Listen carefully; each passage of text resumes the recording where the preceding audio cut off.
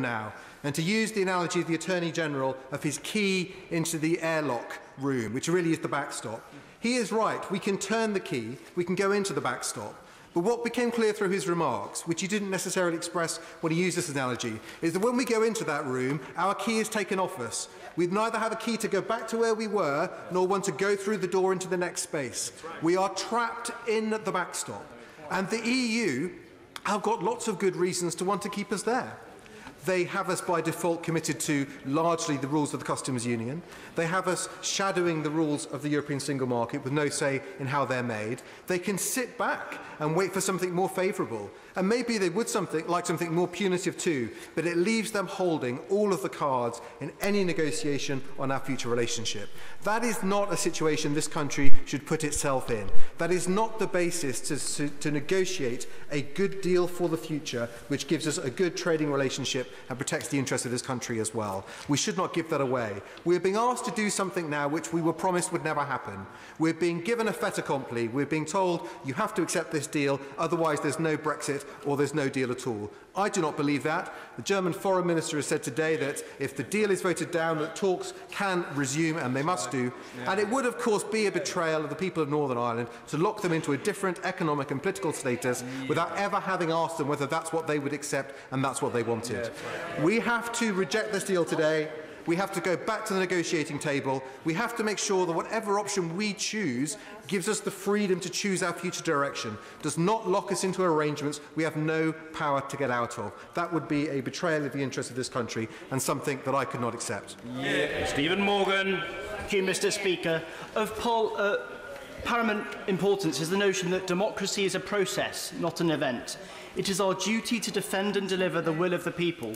From Portsmouth to Pickering, Penzance to Peterborough, it is essential the referendum result is respected. However, it is clear that no one in the referendum voted for this half-baked deal put forward by the Prime Minister. This deal is a galaxy of uncertainty. The Treasury Select Committee highlighted this, explaining that the government analysis did not assess the short-term impact of leaving the EU. When this fact was put to the Chancellor, he agreed. If the Chancellor himself agrees that the deal is uncertain, how can the Prime Minister expect MPs to gamble with the lives of their constituents?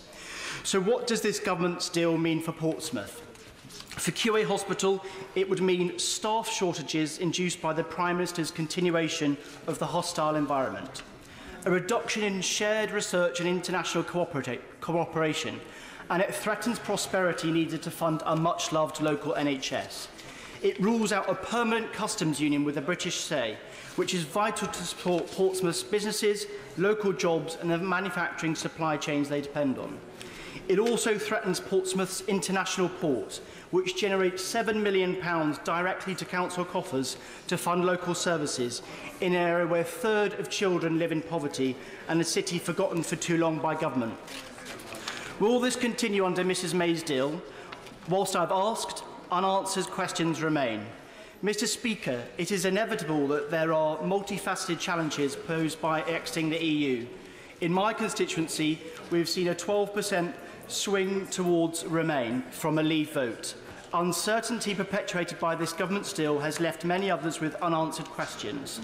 That's why 70% of people in Portsmouth South want some kind of final say when it comes to Brexit. The people need clarity. The people need control. The people need a final say. A no-deal scenario, Mr Speaker, would see those most vulnerable bearing the brunt of decisions made by the few. If no-deal Brexit was imposed, there would be a 29% increase in average food import costs, affecting people on the lowest incomes disproportionately. This Palace in Westminster is the birthplace of democracy, where so many decisions have been made to shape not only our great country, but our world. One thing we can all agree on today is that Brexit is the most important decision this country has taken since the Second World War. My grandparents grew up in Portsmouth. My parents grew up in Portsmouth. I grew up in Portsmouth. The importance of this deal is not just for us here today, but for generations that will inherit consequences of our actions. It is a privilege to stand here and represent a constituency that contributed so greatly to our nation's success. I cannot jeopardise Portsmouth's future by voting for a deal that will make my home city poorer. Thank you. Robert Halfon. Thank you. I voted Remain in 2016 because I felt it was better for Britain to belong to an alliance of democracies. However, in my heart, I felt that the EU was both undemocratic and bureaucratic. I understood why people wanted to take back control and the pressures that ordinary people face in their daily lives, particularly with the cost of living. And it was clear to me after the referendum that the public had had enough.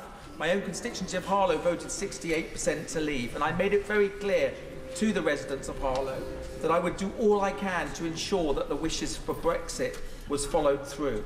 And it's why I'm strongly opposed to a second referendum, which would divide the country once again and disenfranchise 17 million people who voted to leave and potentially cause political unrest and extremism, as many who voted to leave would feel that their wishes had been ignored.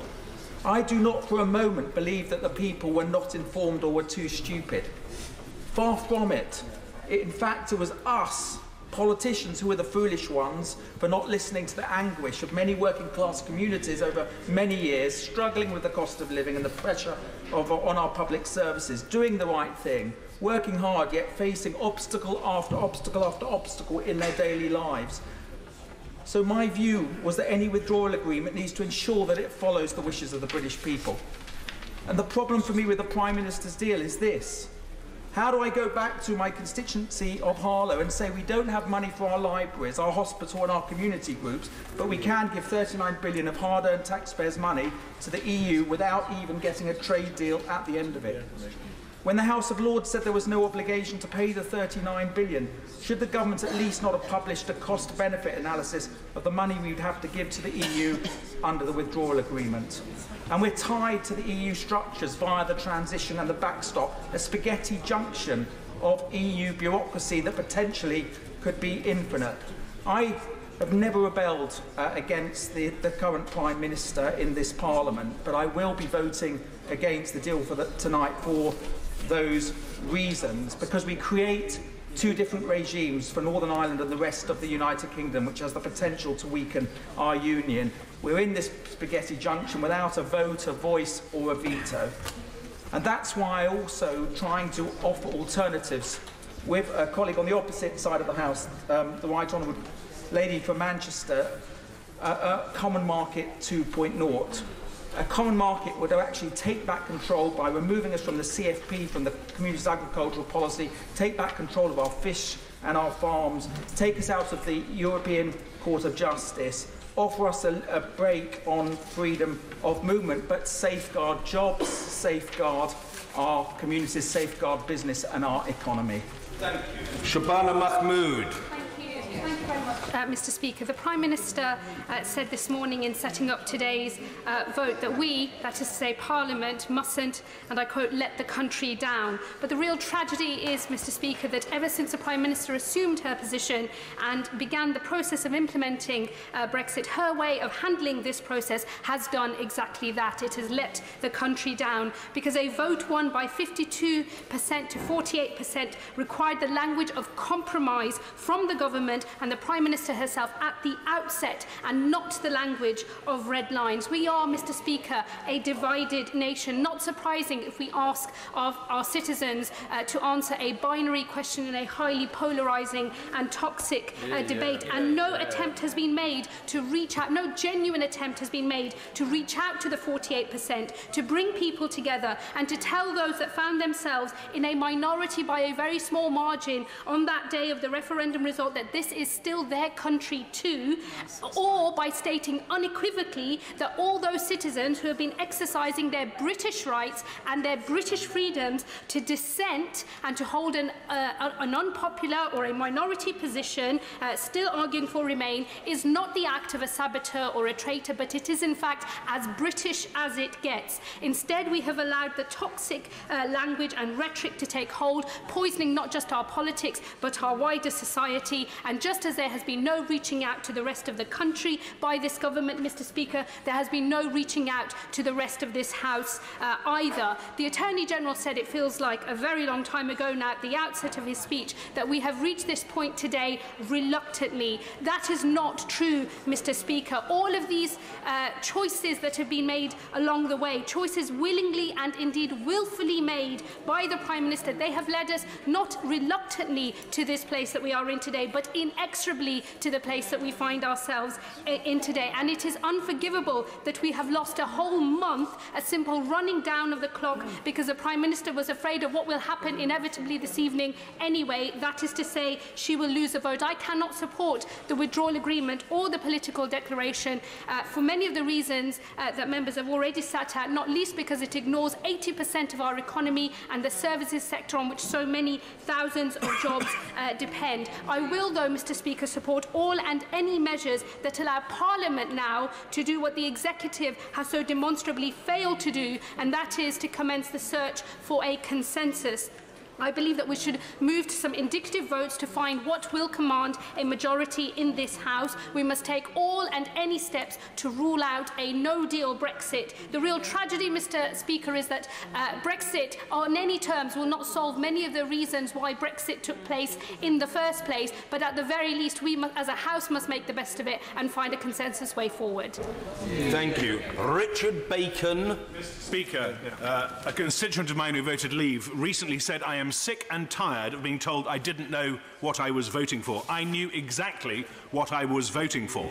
Recently on Bloomberg, Mervyn King, the former governor of the Bank of England, said Britain is not facing an economic crisis, it is confronting a deep political crisis. Parliament has brought this on the country. It voted overwhelmingly to hold a referendum. The people were told that they would decide. Indeed they were. On the 10th of November, David Cameron said at Chatham House, ultimately it will be the judgment of the British people in a referendum. You will have to judge what is best. Your decision. Nobody else's, not politicians, not parliaments, not lobby groups, not mine, just you. You, the British people, will decide. It will be your decision whether to remain in the EU on the basis of the reforms we secure, I emphasise, Mr. Speaker, or whether we leave. In February 2016, David Cameron at the EU Council then secured his reforms. There was the so-called red card, where enough national parliaments combining together might be able to block a Commission proposal. There were temporary limits on access to in-work benefits for newly arriving EU workers. There were some limits on child benefit and a vague commitment to reduce regulation. That was the deal. It wasn't very impressive, but that was the deal. And that was what people voted on, whether to stay in the EU on that basis or whether to leave. And they voted to leave. The question in the Scottish referendum was, should Scotland be an independent country? If the vote had gone the other way and unionists had then said, well, you know, it depends what one means by an independent country, or did the people really know what they were voting for? This will make Scotland poorer, I can't possibly support it. There would justifiably have been outrage. Yet that is exactly what is happening here, where the question was straightforward. Should the United Kingdom remain a member of the European Union or leave the European Union? That was the question, and the people voted leave. The problem is that some people have no interest in respecting the result of the referendum, and they think they know better. The present situation recalls Bertolt Brecht's poem, The Solution. After the uprising of the 17th of June, the Secretary of the Writers' Union had leaflets distributed in the Stalinallee stating that the people had forfeited the confidence of the government and could win it back only by redoubled efforts. And as Brecht put it so devastatingly in the final stanza, would it not be easier in that case for the government to dissolve the people and elect another? I will be voting against this withdrawal agreement because it will not deliver Brexit. It gives the EU the right to impose law on us indefinitely and a veto over whether that would ever change, while breaking up the country by requiring Northern Ireland to treat GB as a third country and making us pay £39 billion, even though without a withdrawal agreement we're not legally obliged to pay a penny, and while the former Chief of the Defence Staff and the Chief of SIS both say the withdrawal agreement will fundamentally affect our national security. People voted for change. What we want is a self-governing country where we rule ourselves. We don't need this deal, we just need to leave. Thank you. Hannah Bardell. Mr. Speaker, at the heart of this debate are opportunities and rights. The opportunities and rights of the next generation of young people across the UK. And the 16 and 17-year-olds who didn't get to vote in this referendum because the government didn't think that they were responsible. Now, it's hard to believe, I'm sure, but it's some 13 years since I graduated from university. And when I was at the University of Stirling, I studied alongside Erasmus students. I studied alongside Erasmus students who came from across the EU, who enriched our life, who enriched our country, who enriched our education system. And I had colleagues and friends who went across the EU and had exactly the same experience. That we are going to deny those opportunities to the next generation of young people is a human tragedy. And that we are treating the EU nationals across the UK with such contempt is also a human tragedy. And when the Scottish Government and the First Minister of Scotland put the hand of friendship out in the first few days after the referendum, unfortunately the Labour Party were calling for Article 50 to be triggered. And when we put the hand of friendship out, again, in recent months, saying that we would pay the ridiculous fees the EU nationals are being asked to pay, this government has tried to block it. And the Scottish Alliance for Children's Rights and Concerns set up a committee, and they highlighted some of the concerns like EU funding, opportunities to work, to study and travel abroad. And so much of what we hold dear about the EU has been about our rights. And as a gay woman, I know that this Parliament and the Scottish Parliament has done a huge amount for LGBT people. But as Mark Townsend wrote in The Guardian last year, the Westminster Parliament has played its part in making amends, but without the carrot and stick of European institutions, would we enjoy the level of protections from discrimination that we now possess? And I think that is a reasonable point to make. When you look at this government's track record on trade union rights, what happens? What happens when we don't have those protections anymore? Where does that leave us?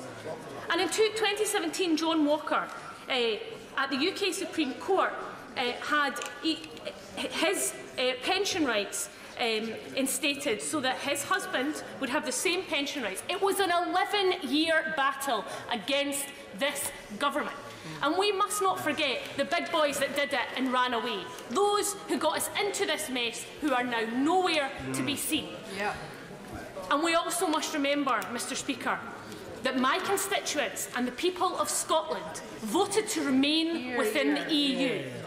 And when the circumstances change and politics moves forward, as it inevitably does, people should be allowed another choice. Barron.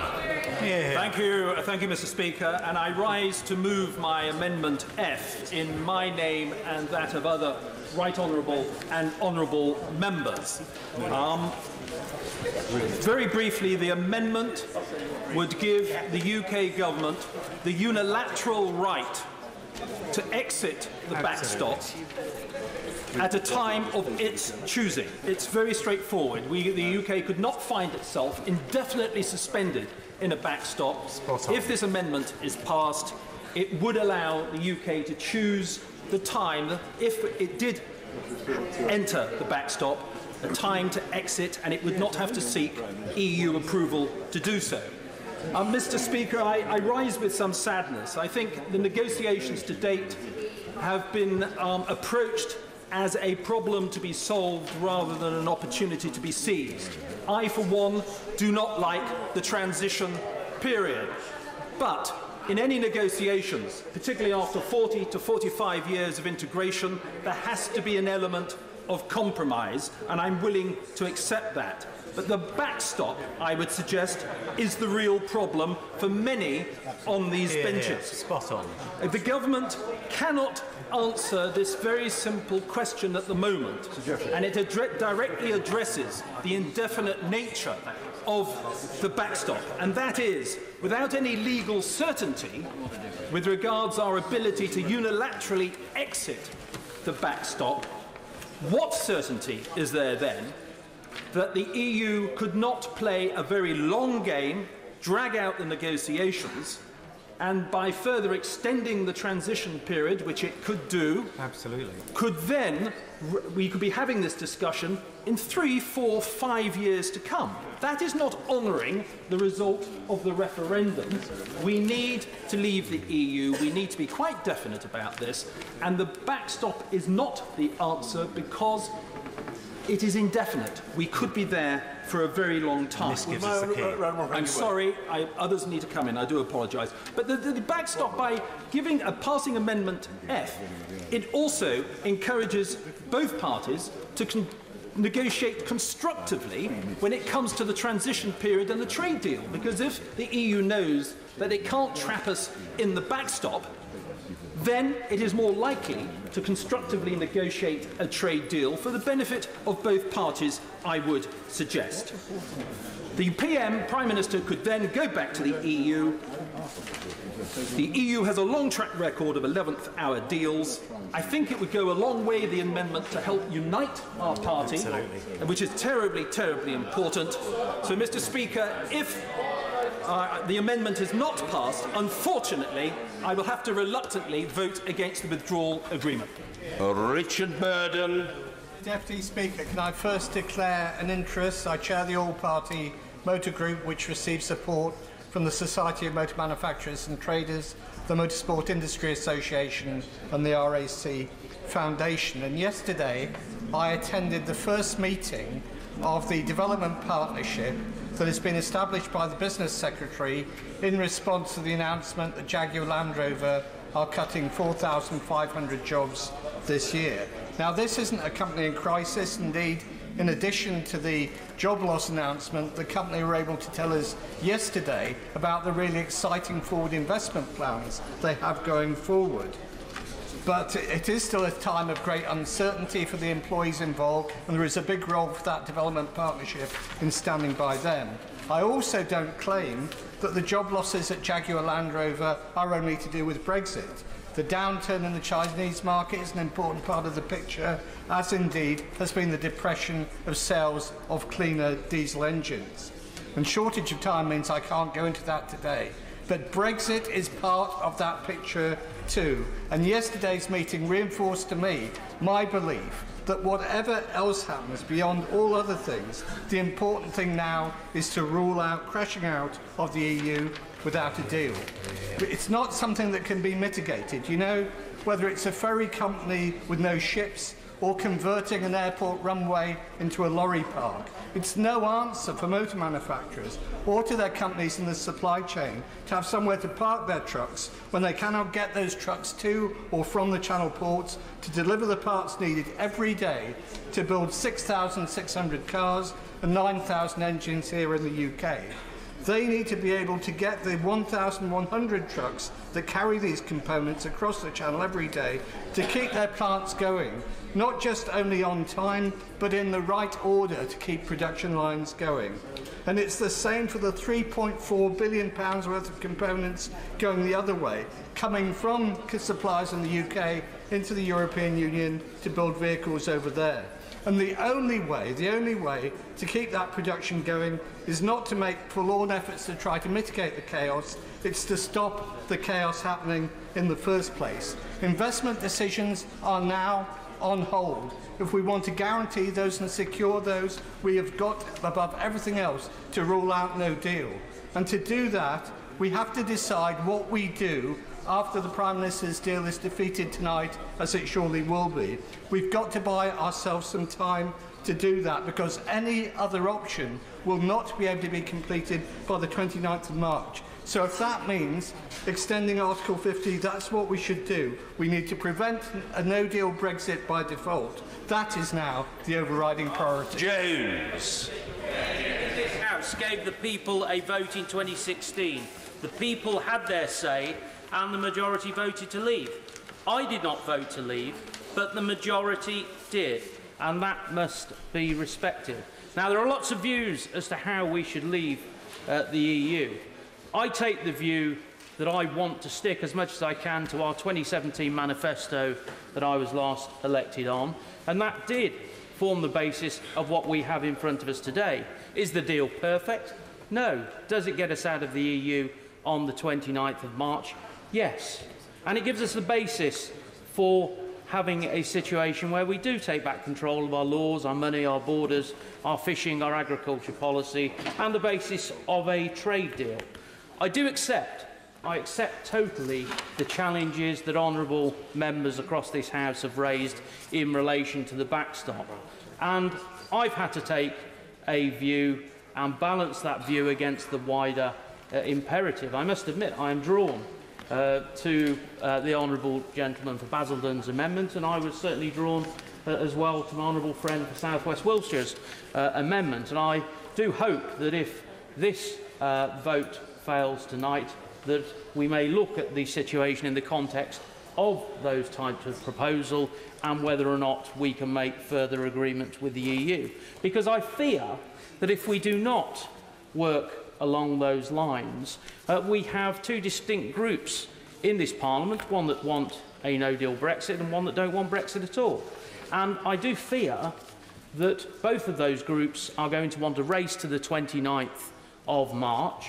Both of them think they are going to win, but only one group can win. I think if we looked at it in terms of race, the favourite is probably no deal, because we have the legislation already in place to work towards that. But I would not rule out, following the events that we had last week, that the people who want to stop us leaving the EU will do everything within their power between now and the 29th of March to stop us leaving. So, Mr. Speaker, I will back the deal, but I just want to say to the House and to my constituents, and I'm interested in supporting this deal because I think it's good for jobs, I think it's particularly good for manufacturing industry in my area, but I will not renege on the referendum. I won't support anything that extends Article 50, a second referendum, or doing anything that will stop Brexit. We must leave on the 29th of March. I'm committed to that, and I hope the House will do that if we do not ratify this deal in the coming weeks. And Liz Kendall. Much of this debate has been dominated by questions about the Northern Irish backstop. Whilst these are vital, we must not lose sight of the fundamental question we should be asking ourselves tonight. Is this agreement right for our country? Will it make us prosperous and stronger and help us deal with the challenges of the future? Mr. Speaker, it will not. The agreement doesn't secure our future trading relationship with the EU, as people were promised in 2016. We haven't even begun those negotiations, and despite what many businesses hope, they face huge uncertainty for years to come. But the truth is, there is no free trade agreement that will deliver the same benefits as our current relationship with the EU. There will inevitably be barriers to trade, which will inevitably make us poorer than we would otherwise have been. At the same time, during the transition, we'll be giving up our say over many of the rules that govern our lives, a say which, whatever the Brexiteers tell you, Britain has always exercised to powerful effect within the EU. How is that taking back control? Neither does the agreement provide answers to the reasons why people voted to leave in the first place. As my right honourable friend, the member for Wolverhampton South East, has said, in many parts of the country, the Brexit vote was driven by a deep sense of loss of the industrial jobs and the pride and purpose they brought, and a rejection of what has come in its place. I know from my own constituency that many people are angry, and above all, they want change. But the EU and immigration have not caused the very real problems people face, and Brexit will not solve them. Britain is actually better able to cope with the problems created by globalisation when we're part of a strong group of like-minded countries. And most of the powers to transform people's lives lie within our hands. We should be offering people the chance to succeed, not something or someone to blame. And we should be making the changes to our economy and public services so people in every part of the country can thrive in an inevitably uncertain world, rather than pretending we can somehow stop the clock and make the rest of the world go away. Mr. Speaker, I'll be voting against this agreement tonight, but time is running out. We cannot wait any longer to provide provide the leadership we need to get us out of this hole. I will support moves to try and build consensus across this House and to rule out the threat of no deal and the chaos this would bring. But I believe the best way to break the logjam is to put the question of where we go next back to a public vote. Because what's on offer is so very different from what was on offer in 2016. Because it's right in principle to say this is the reality of Brexit. Do you want to go ahead or stick with the deal we have? There is no jobs first or sensible Brexit, and we, particularly on these benches, should have the courage to tell it like it is. The 2-minute limit now applies. Andrew Selous. Thank you, Mr. Speaker. People had wanted to have their say on the European issue for very many years. When we gave them the referendum on the alternative vote, the main question in my constituency is why aren't you giving us a vote on our membership of the European Union? So 17.4 million people voted to leave, 58% of my constituents, more people voted for this than have voted for anything. And importantly, 403 constituencies in this House voted to leave. And those people were promised that their vote would be honoured. It was the people's decision. It wouldn't be overturned by politicians or by this Parliament. And I don't think it would be right to say to those people that we're now going to have a second vote when we haven't delivered on what they voted for the first time. Now, I think what has become clear in the last month or so is that there is a majority in this House against no deal. So if there is a majority against no deal, and if we then vote down this deal, the alternatives that are left, Norway or some version of it, I think are so far from what people voted for that we will have broken faith with the British people. So what I say to my friends across the House, pragmatic Brexiteers and democratic Remainers alike, we must stop an alliance of people who want to stop Brexit, an alliance of people who want an even stronger Brexit, actually denying what the people voted for. We know that business does not want a second referendum. That would lead to even more uncertainty. And I heard from trades unionists today, trades unionists who wanted to leave, saying it will unleash an unprecedented level of disillusionment in British politics, which will be unparalleled in our history if we don't deliver Brexit. Thank you, Mr. Speaker. This isn't a deal, to be honest. The withdrawal agreement means we pay £39 billion for the right to obey EU rules without the right to sit at the table when they're being drawn up. And the political declaration is so woolly, it could mean whatever you want it to mean. Or for that matter, and more importantly, whatever the next President of the European Council and the European Commission wants it to mean. We have no idea whether we shall have open trade with our closest neighbours. We have no idea whether we shall continue to share information about dangerous international criminals, or take part in Europol, or be able to extradite criminals to face justice across European Union borders. So it's bad for British jobs, and it puts our national security at risk. I'm angry, Mr. Speaker, that we've wasted so much money on Brexit, money that could have been spent in my constituency on decent services. But what pains me most of all is that we British, who have always been proud to welcome strangers from other countries, we who have travelled across Europe to build great British companies, we who followed Churchill's injunction to build a Europe of peaceful cooperation, we who prided ourselves on the rule of law and our robust parliamentary system, have utterly squandered 2 years on a massive distraction from the real subjects that matter: inequality, poverty wages, the state of our public services and low productivity. And in the process we have become an international laughingstock, anxious, angry, uncertain, divided, death threats to our constituency offices. I have not heard a single member say that this deal is better for Britain than our present deal. Not even the Prime Minister. So how on earth could we possibly vote for it? Consensus, frankly, is a delusion in here. Party politics has failed. The Prime Minister must build a new coalition, and the people must have the final say. Thank you very much. Craig Tracy. Again, it's no secret that I voted to leave the EU, as did a majority, 67% of my constituency, and nearly 17.5 million people across the UK. And I know the reasons for leaving were varying across the country, but I've spoken to thousands of my own constituents both before, during and after the referendum, and they were very clear in what they voted for. They wanted to see an end to free movement and control of our borders. They wanted sovereignty for our Parliament, and they wanted the ability to trade freely around the world. And those are sentiments that I very much share. I was keen to see an agreement delivered that I could support, and critically, the one on offer doesn't meet two of those criteria set out by my constituents: returning of our sovereignty and the ability to trade freely. And my personal concerns on the deal are similar to many in this House, mainly around the backstop and the future legal agreement. As it stands, the deal on the table potentially gives away our sovereignty and £39 billion worth of our money with absolutely nothing guaranteed in return. As I've said, getting agreement is the most favourable option, but not at all costs. And I believe with this deal that we have, we're giving too much away.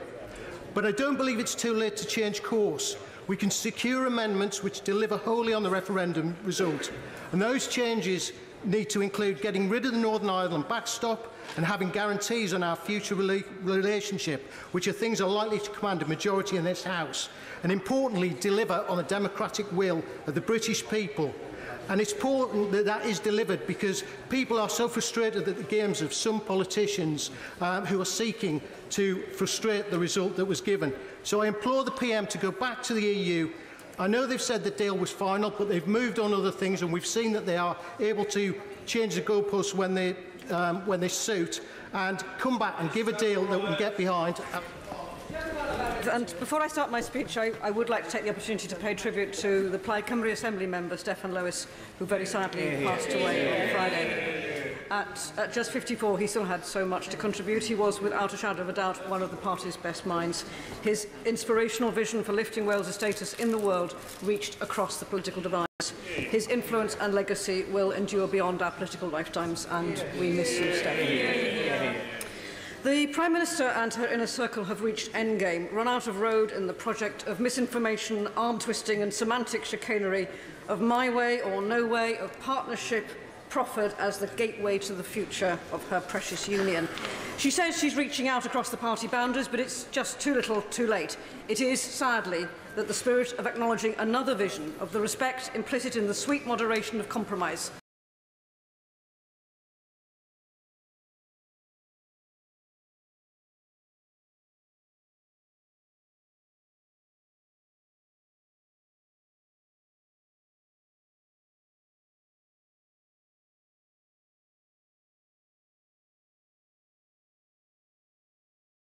House, and importantly deliver on the democratic will of the British people. And it's important that that is delivered because people are so frustrated at the games of some politicians who are... When we plead with her to give the people the final say, as many of us had, on the biggest question of our generation, the Prime Minister commands us to honour the result of the Brexit referendum. Yet, in 1997, she voted against legislation to establish the National Assembly for Wales, and in 2005 stood on a manifesto calling for another referendum with the option to overturn the result. History has shown that she's very much prepared to go back to the people of Wales. And so I would ask her today, why not Europe? Thank you very much indeed. Nigel Evans. Thank you, Mr. Speaker. We've heard time and time again today in this chamber that the people should have a final say. Well, people did have a final say, and it was in 2016. Just because people in this chamber can't quite come to terms with the fact that the public weren't sufficiently scared witless that they voted to remain in the European Union is no excuse for us not to listen to what they had to say. 57% of the Ribble Valley voted to leave. 75% of Conservative seats voted to leave. 61% of Labour seats voted to leave. And at the last election, Labour Party and the Conservative Party both stood on manifestos that said we would deliver leaving. So therefore, that's what we have to do. I know democracy can be difficult at times, but that is no reason at all to deny the democracy that this Parliament gave to the people, the sovereignty going back from this House to the people, and they had their final say. I've got problems with the deal as it currently stands, particularly on the backstop. Basically, the European Union have an opportunity to actually chain us to the European Union, but of course they haven't got the handcuffs. So what we are doing is deciding to offer them the handcuffs and the key. And I think that would be hugely dangerous indeed. I look forward for the opportunities when we do leave to do trade deals throughout the whole of the world, including the European Union. We buy £341 billion worth of goods from them. They buy £95 billion less from us. It's in both our interests for us to come to some form of trade deal. We've got a 20-month transition period when that can start. But the important thing is that we leave on the 29th of March. It's almost like Christmas Day, I've got to tell you. It's the 25th of December. That's what people look forward to. And if we deny people the opportunity to leave on the 29th of March, they'll never forgive us. To Rosanna Allen-Khan. Thank you, Mr. Speaker. Yesterday, working in my emergency department as a doctor, I looked around the waiting room and saw it all on display. People's pain, their hopes, their fears, their courage. Whether you are a mother relying on food banks to feed your malnourished children, or you are a father waiting too long for a cancer chemotherapy operation, this deal does nothing to improve lives. Just as the NHS is tasked with healing and prevention, so we are too in this House. We have politicians and commentators who continue to fuel the rhetoric and fan the flames of hatred. Parliament, once a symbol of hard-won rights through democratic discourse, is seeing voices forcibly suppressed by fear and intimidation, people questioning the very character of our culture in order to tear apart the fabric of our society. This deal, the language around this deal, and the empty threats used to force us into supporting it are doing nothing to rebuild Britain. We can start the journey to rebuild Britain by looking at the rising use of food banks, the numbers of operations cancelled, the number of police on our streets. Now, more than ever in this place, we need to take a long, hard look at ourselves and ask ourselves, who are we? British people are tired of rhetoric, political games and uncertainty. And in the absence of a government which leads, this Tory government, it is imperative that this House sets an agenda which looks to repair the deep wounds that now exist within our society. We need to dig deep over the coming days and question not only what sort of leaders we want to be, but what we are going to do and how we are going to force our country to heal once all is said and done. Blunt. Thank you, Mr. Speaker. Amazed to make it into the top 50. I'm going to try and make three points. The first is to agree with the Honourable Gentleman for Halton and my Honourable friend for South Norfolk about the attitude towards the Leave vote. It wasn't some cry of anguish or an expression of concern. It was a decision. We gave the people the decision and they took it. The second point I want to make is about the preparation for no deal, and I'm obliged to the anonymous civil servant who concluded his piece in the Telegraph on the 28th of December as follows. An enormous effort by thousands of hard-working civil servants has been made to ensure that if we leave the EU without a deal, crashing out over a cliff edge is simply not going to be an option. And it is purely a political decision not to make this clear to the public and nervous backbench MPs. But if the government was frank with Parliament and the country, and we have authorised £4.2 billion of expenditure on this, by the way, what justification would be left for its disastrous withdrawal agreement? What would Remainers do without a Project Fear? They would need to think up convincing positive arguments for staying in the EU, something that has so far proved beyond them. And the final point I want to make is about defence and intelligence. Now, I know that my right honourable and gallant friend, the member for Mid Sussex, has taken an extremely dim view of a noble friend, Lord Guthrie and Sir Richard Dearlove in the letter they have written to Conservative Association chairman, and he's perhaps quite right to have the expression of an outraged Bateman cartoon for their behaviour in that way. However, there was a real concern that even my right honourable friend was not able to address when he didn't have time-limited remarks last Friday about the substance of what they are warning about in the detail of all the issues over CSDP and the rest that is contained within the European acquis, and we would do well to pay attention. Cordova. Thank you, Mr. Speaker. When I first spoke in the meaningful vote debate, I spoke of the shambles of this government's handling of Brexit, of my alarm at the historic mess of their making, of my anger at the contempt with which they have treated this House and the people we represent. Exactly. I spoke of my constituents' outrage at the turmoil the government is inflicting on the economy and of the threat to workers' rights, environmental standards that this Brexit deal represents.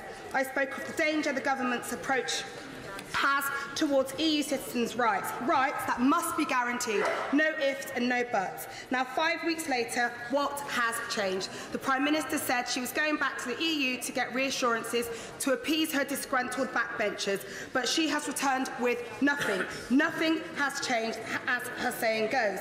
We are now being asked to accept the same botched deal as we were then, a deal that fails to protect jobs, rights or people's livelihoods, a deal that the government's own analysis shows would reduce GDP by 3.9% and make every region worse off, a deal that provides no guarantees on maintaining key rights such as the rights of disabled people, which are protected and found under the EU Charter for Fundamental Rights.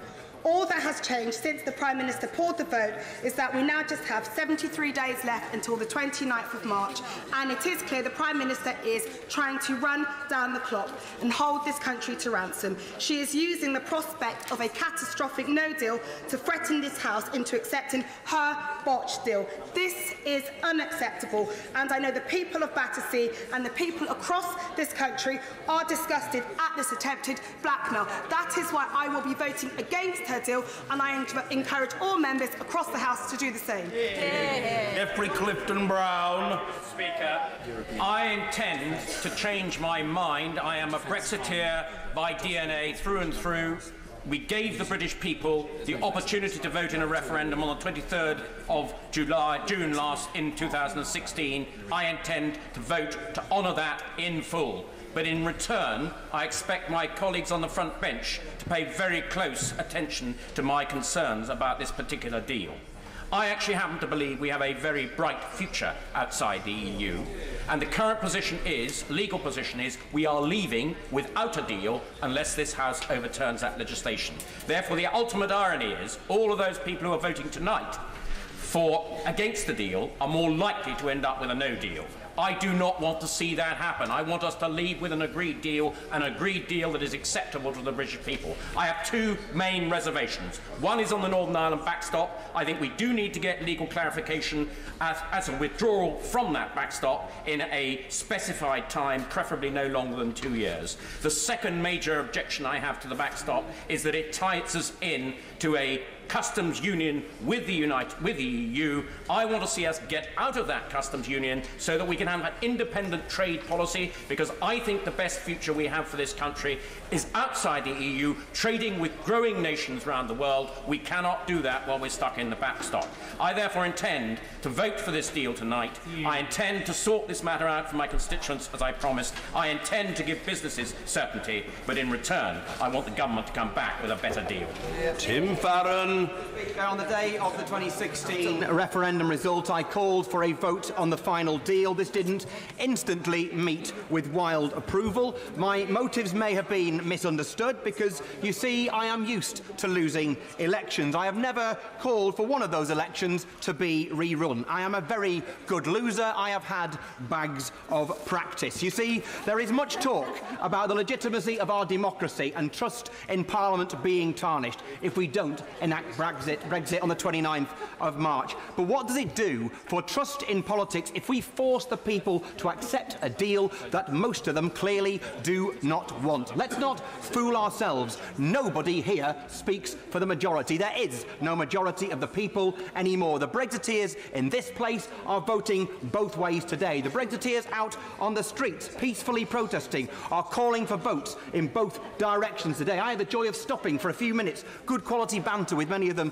last week. We should do more of that, by the way. But some were asking me to vote for the deal, most were asking me to vote against. So the minority of my constituents who favour Brexit, most are asking me to vote against the deal, some for. The 17.4 million figure is now divided into at least two opposing camps. Referendums are an awful means of sorting out any issue. They are divisive, they are dangerous, unless, of course, it's an issue that nobody cares about, like the alternative vote. But we have reached the place where the only democratic, legitimate, peaceful and consensual way through this appalling mess is to give the people the final say. Let our future not be one that anyone can claim was foisted on Britain and not by politicians, by this Prime Minister's Whitehall, Brussels stitch-up. Let our future be one that is owned by the British people, that was endorsed by the British people, that has a legitimacy that brings the unity and the healing that only a final say can bring. Thank you. Ranald J. Wardener. Speaker, it's a pleasure to follow the honourable gentleman who talks about winners and losers. But this is not about winners and losers, it's about what's right. And the Prime Minister has repeatedly said that no deal is better than a bad deal. I believe a deal is possible, but this is not it. This is a bad deal. Now, I know that some, both in this place and beyond, have expressed their wish to agree it anyway. People who continued to campaign for Remain after the referendum in order to guarantee that we avoid no deal, or people that believed in Leave but out of loyalty or fear of Brexit seek to support the deal in front of us. I respect that others will vote as they see fit. It's important for every member to act in good conscience, but it is for that very reason that I cannot support this deal. Trust in politics remains at an all-time low. To pretend that this deal delivers on the referendum only continues to foster the distrust we've seen out there. Let's be honest with people. This deal doesn't deliver on the referendum. It retains the worst parts of the European Union without the real benefits of Brexit. So I happen to agree with the vast majority of my constituents who've contacted me, both Leave and Remain voters, who've urged me to vote against this deal. Nonetheless, let me be clear. I do want to secure a deal with the European Union. I continue to believe that we can still agree one. And I do believe that the negotiation now, sadly, does potentially need to continue, even after a no-deal departure from the European Union on the 29th of March. We must be bolder if we wish to strike the best deal for Britain, whether before D-Day or beyond. Mr. Speaker, this should be a historic day for the future of our country and Parliament. This was once the chamber of Winston Churchill and Clement Attlee. Instead, it is a day of high farce and self-delusion. The government pressing ahead with the deal they've known for weeks is dead. The leadership of my former party offering the illusion of an election when they have no chance of winning a no-confidence vote. The no-deal camp, who have no regard for the impact this would have on our constituents. In the last chance saloon, it's incumbent on us to seek a pragmatic compromise which can secure a majority in this House and in all political parties. I don't care whether this is presented by the government or facilitated by this House. Putting Brexit back to the people would be an abdication of our responsibility.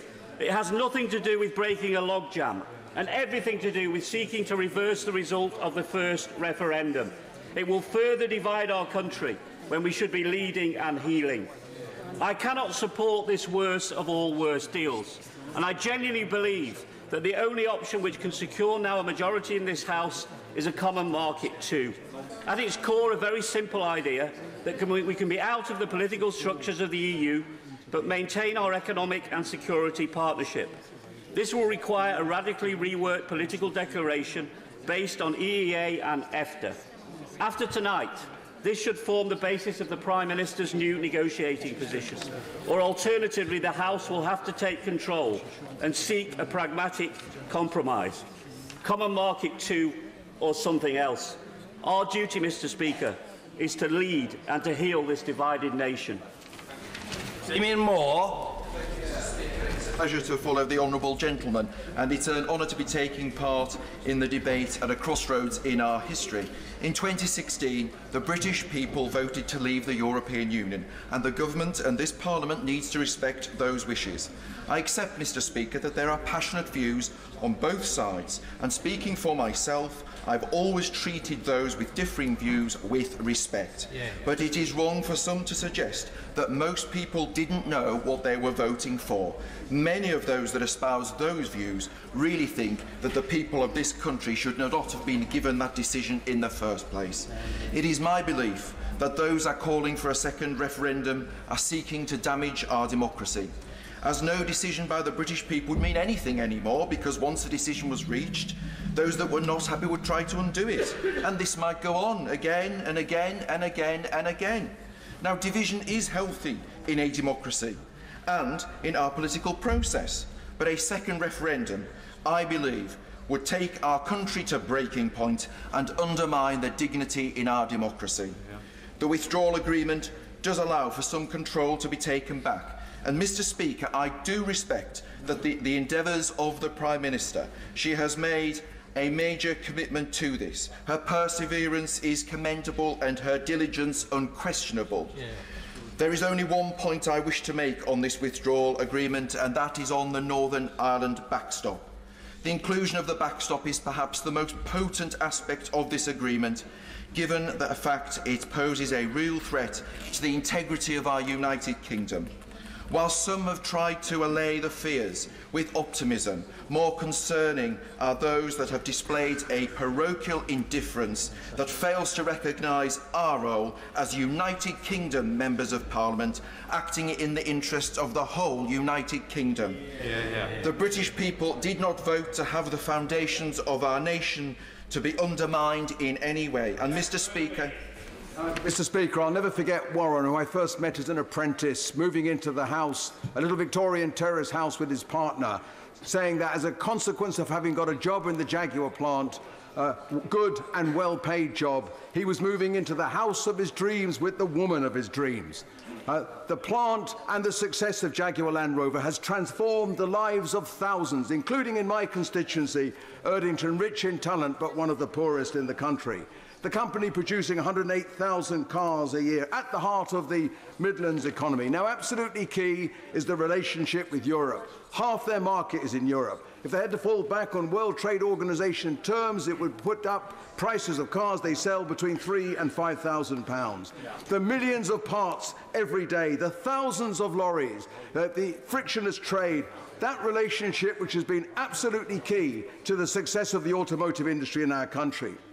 And Ralph Speth, the inspiring chief executive, together with the whole industry, have warned of the consequences of what happens if we don't get it right. What was the response of some of the honourable members opposite? Honourable member for Uxbridge, F business. Honourable member for Harwich and North Essex, he's making it up. Honourable member for Uxbridge again, not sure that Ralph knows more about the automotive industry than I do. And the honourable member for Chingford saying not one job will be lost as a consequence of Brexit. What planet do they live on? And that's why two things are key. This is not a good deal, but first we have to get to a good deal that works for Britain.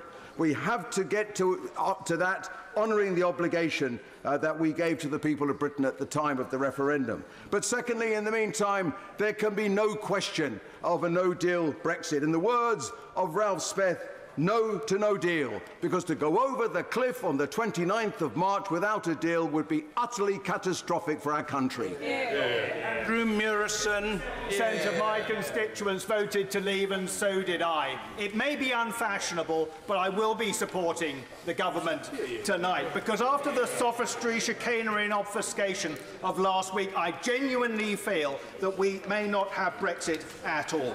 The Attorney General is absolutely right to say that there is risk in the backstop. We need to de-risk the backstop. My amendment would have done that had it been selected, as would the amendment tabled in the name of my right honourable friend, the member for East Devon. The amendments B and F had pretty much the same effect, since they would introduce a time limit. I commend them to the government. Mr. Speaker, in 2006, people weren't being thick or stupid or ignorant. They weren't overwrought. They weren't racist. They weren't prejudiced. They were not needing to be given a second chance, and they were not anguished, in the words of the right honourable gentleman, the member for Leeds Central. They just wanted to leave. They are sovereign. We serve them. Let's get on with it. Adrian Bailey. Speaker, the Attorney-General opened this debate by saying this debate was ineluctable.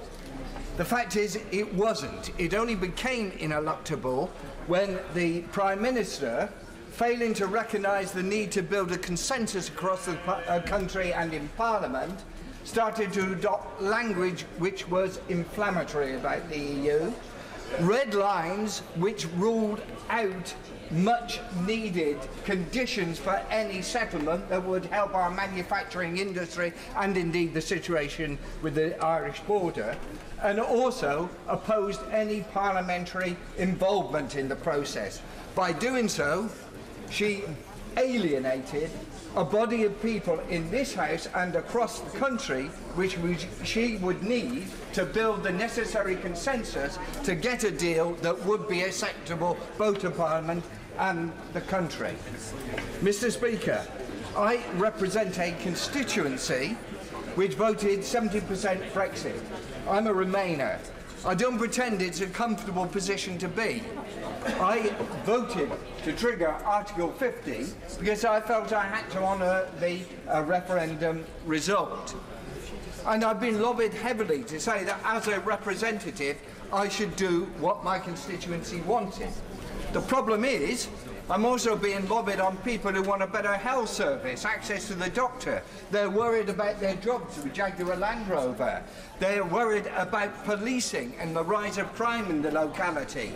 And I know that all these, which I am equally obliged to deliver, will be jeopardised by voting for this particular settlement because it does not give us what we have now. What we need is for this to be defeated, the Prime Minister to extend Article 50, and for a consensus to be reached in the ensuing months. I would have liked to have been able to support the government's motion this evening. I voted Remain, and certainly I have deep concerns about this whole process. But I have looked at the whole issue of the backstop, and I have been consistent in this respect, which is why an amendment was tabled in my name, which was not selected, and indeed a similar, rather better amendment, building on mine, from my right honourable friend, the member for Westbury, chairman of the Northern Ireland Affairs Select Committee, but that wasn't selected either. And I just cannot reconcile myself as an MP in this House that I can vote this evening to effectively commit this country into a backstop from which it has no unilateral right to withdraw. So it is with a heavy heart that I shall not be supporting the government this evening, because I believe there is still a deal, a fair deal, to be done with the European Union. There is a good deal which respects all our peoples and all our industries and all our businesses. There is a deal to be done. But, Mr. Speaker, this is not that deal. Neil Gray. Mr. Speaker, I wish to set out why I'm to vote against the Prime Minister's deal. I start from the position of respecting the result of the EU referendum in Scotland. The people of Scotland resoundingly rejected the idea of Brexit, and according to the polls, continue to reject Brexit and the Prime Minister's deal in even greater numbers. And no wonder. It has all been about self-interest for this Prime Minister and the Tory party. She triggered Article 50 without a plan. She She held a snap general election for her own self-interest, but lost her majority. She ignored the Scottish Government's offer of a compromise which would have carried the House. She set herself red lines aimed at satisfying her extreme Brexiteer backbenchers, but boxed her into an impossible corner and left her facing a no-vote confidence vote anyway. Failing to prepare is preparing to fail, and that's why I think the biggest mistake was triggering Article 50 when she hadn't done her homework. She tipped the hourglass with no plan, no idea, no backing, and today, 2 years on, as the sands start to run out, nothing has changed. She has no credible plan, no idea, and no backing. And now she is trying to make it a Hobson's choice in order to deflect from the politically inconvenient choices that do remain open to us. She should request an extension to Article 50 to allow the people to have their say. But the Tory leadership aren't the only ones to have acted purely out of self-interest in this process. The leader of the opposition wants to renegotiate Brexit, but won't say what he would renegotiate. He wants a general election, but doesn't have a plan to achieve one, and won't say what his Brexit policy is going to be. He can't decide whether to back another EU referendum and doesn't know if he would campaign for leave or remain. In conclusion, it could have been so different. On Radio Scotland this morning, the Honourable Member for East Renfrewshire rightly encouraged the Prime Minister to ignore the extreme Brexiteers. Sadly, his very sensible advice was 2 years too late. The sands of time have moved on. Instead, the warnings of Brexit leading to a greater chance of independence are becoming a self-fulfilling prophecy. Dr. Caroline Johnson. Thank you, Mr. Speaker. Mr. Speaker, I voted to leave, my constituents voted to leave, the country voted to leave, and leave we must. Which country? But I say to my fellow Brexiteers in this House that we must accept that we are a majority in the country, but we are not a majority in Parliament. If I give an analogy, we are 10 players on a pitch playing a team of 11. The odds are now even further stacked against us since the referee has demonstrated he is prepared to change the rules. This deal is not perfect, and I am concerned particularly about the indefinite nature of the backstop.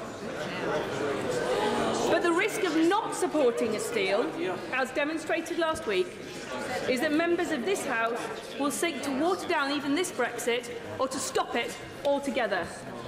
I will support this deal because once the withdrawal agreement is signed, the door to remain will shut firmly and we can all come back together and focus on delivering the best future for the UK outside of the EU. I haven't changed any rules of the debate. What I have done is I've chaired the debate from start to finish, facilitating every honourable and right honourable member of every conceivable hue of opinion to have every opportunity to put his or her view. It's a point so blindingly obvious and so transparently fair that all reasonable people would, I think, accept it. Karen Smith.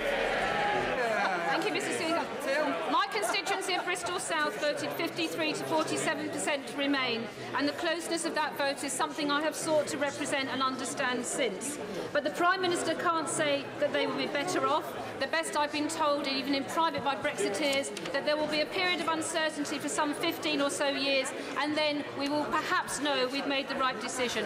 That is a monumental leap into the unknown that I will not make for my family, and I will not make it for my constituency. And it is a shocking dereliction of responsibility by the Prime Minister that she asks us to do so. I want to talk briefly about our precious union. Mr. Speaker, the word precious means of great value, not to be wasted or treated carelessly. But this government has treated this union carelessly. Not only have the last 2.5 years done nothing to heal the 48-52 division, but they have done nothing to bring together the views and interests of people across this union, and only let out the destructive nationalist and separatist genies out of the bottle and caused great uncertainty across our land. The Prime Minister has not even done what her predecessor said and involved the devolved executives, the government and the regional powerhouses properly in her negotiations. There seems to be a glimmer of hope from last week. The latest Brexit Secretary started talking about targeting regional assemblies and the governments. That's not the sort of tone or approach we need. That is more of the same. If the government is to salvage anything from the last 2.5 years, then they must recognise the mutual interests of all our people across the constituent parts of of the United Kingdom, and they need to start treating the English cities and regions with a modicum of respect. They have to start healing this country. Leo Doherty. Thank you, Mr. Speaker. I rise, Mr. Speaker, to support this deal, and I do so as someone who voted to leave the European Union, like 58% of my constituents, because, Mr. Speaker, in my judgment, this deal is the only sane and sensible path to an orderly Brexit that will allow us, Mr. Speaker, to reset our relations with the European Union, not as an unwilling member of the Federal Club, but as a close friend and ally. And when we do this reset, Mr. Speaker, we must bear in mind the positive vision laid out by Sir Winston Churchill in Zurich in 1946, when he implored a Europe that had been ravaged by war to unite for the sake of peace. And he famously exclaimed, Mr. Speaker, that we should let Europe arise. The role of Great Britain, he said, Mr. Speaker, should be as a friend and sponsor of the new Europe, and we must be its champion and champion its rights to live and to shine. That positive vision, Mr. Speaker, still applies today, and that should guide our relations with our European friends in the future. And more than that, Mr. Speaker, it should guide our relations with countries beyond Europe, and it should guide our role on the world stage. More than ever before, in the new era, Mr. Speaker, we must be more confident, more positive, more international and more global than ever before. And we should be confident in the ability of British commerce, British culture, British diplomacy and British law to have a far-reaching, highly positive impact around the world. But to do that, Mr. Speaker, we must make the first step of achieving the prize of Brexit. And the first step, Mr. Speaker, is passing this withdrawal agreement, and I will be supporting this tonight. Thank you. Joanna Cherry. Yesterday, the Prime Minister wondered what the history books will make of all of this. I'd like to venture a few suggestions. She will be remembered as the Prime Minister who has presided over the biggest failure of government and leadership in the United Kingdom in modern times. Hear, hear. Instead of having the moral courage to face up to the fact that the EU referendum was won on the back of lies and fraud, she has instead set out to achieve the unachievable, a deal better than the deal we currently enjoy. In doing so, she has ignored the weight of expert evidence.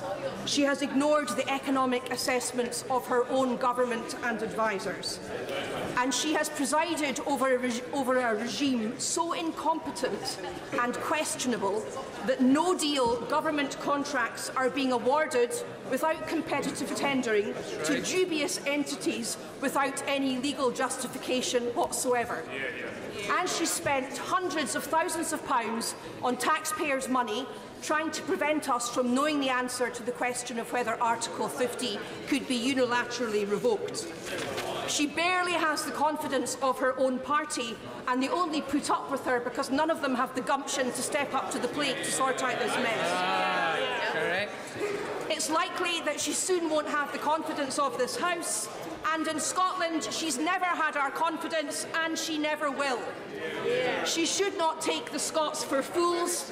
The majority of us voted to remain, and the majority of Scots now realise that they were lied to during the 2014 independence referendum. Those lies, Mr. Speaker, were that Scotland was an equal partner and that the only way to guarantee staying in the EU was to vote to stay in the UK. The results of referendums won on the back of lies cannot stand, and that's why I'm voting down this deal. I want a second EU referendum, and there should also be a second Scottish independence referendum. Mike Wood. Thank you, Mr. Speaker. I plan to support Amendment Q this evening because the safeguards sought on the backstop are necessary and supported by a substantial number of members. However, I shall now be voting for the similar amendment tabled by my honourable friend for Basildon and Billericay. I arrived in Westminster yesterday expecting to resign today as a PPS to vote against the motion. Whilst there is much to support in the withdrawal agreement and future partnership, under a prolonged backstop, we couldn't take back the control that I campaigned for in the referendum and the 71% of my constituents in Dudley South voted for.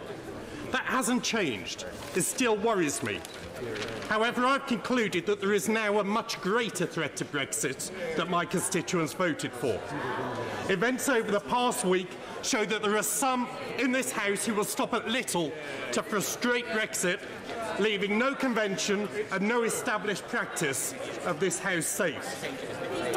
I cannot risk those who have never accepted the referendum result stealing the Brexit that my constituents and voters around the country voted for in record numbers. My constituents aren't stupid. They weren't misled. They knew that they were voting to take back control over our laws, our borders, our trade and our money. They knew it wouldn't be plain sailing, but they knew it was a battle worth fighting. They expect us to deliver. I don't expect this motion to pass tonight, and so the government must listen to genuine concerns across this House, and the deal that it comes back to this House with must genuinely take back the control that people voted for in 2016. I will support that work starting tonight in this evening's vote. It's the last chance and our best chance we have to deliver on the promise of Brexit, and our democracy desperately needs it to succeed. Thank you. Paul Sweeney. Thank you, Mr. Speaker. Today is the last day of my 20s, and as I reflect back on the last decade, I have to wonder, how did I end up here? And how did the country end up here in this almighty fancle, frankly? And it seems to me that the root cause of a lot of our problems in this country is one of economic alienation. Economic alienation caused by a crisis of neoliberalism, one that has failed the poorest people in our society. And we try to identify the root cause of a lot of the problems that erupted in the vote of so many people in this country to leave the European Union, and also looking back as a veteran of 2 referendum campaigns of so many people voting to leave the United Kingdom as well. It can only be, in my opinion, put down to the fact that the established structures in this country have failed to deliver prosperity and security for so many people in our country. When I look at my own constituency, where only 51% of people participated in the EU referendum, it seems to me that many people have disengaged with the political process entirely. And that is something that we have to take cognizance of in this House if we're really going to repair the trust in our political system between those who vote for us as representatives in this place and the body politic at large in this country, who in many cases have disengaged with our political process. Simply by talking about a deal, talking about no deal, isn't going to heal that rift in our democracy. We have to have a much greater and more thoughtful approach to how we heal this division in our society and how we do it. And I don't think that the Prime Minister, who has just joined us, is equipped to do that, and she's failed miserably in her efforts and her partisan approach in delivering this deal. We must adapt and deliver for the young people of this country, including myself, who have to face the future of the consequences of this action of this House and this Prime Minister. She must rise to the occasion, and so far she has failed miserably to do so. Kirsten Hare. The British people directed us to take the United Kingdom out of the European Union, and it is our duty to put that to effect. We must not tell them to vote again until they give a different answer, or deliver a non-Brexit that keeps in the EU in all but name. There are clear opportunities, and we must embrace them. No parliamentarian is 100% comfortable with what's in front of us.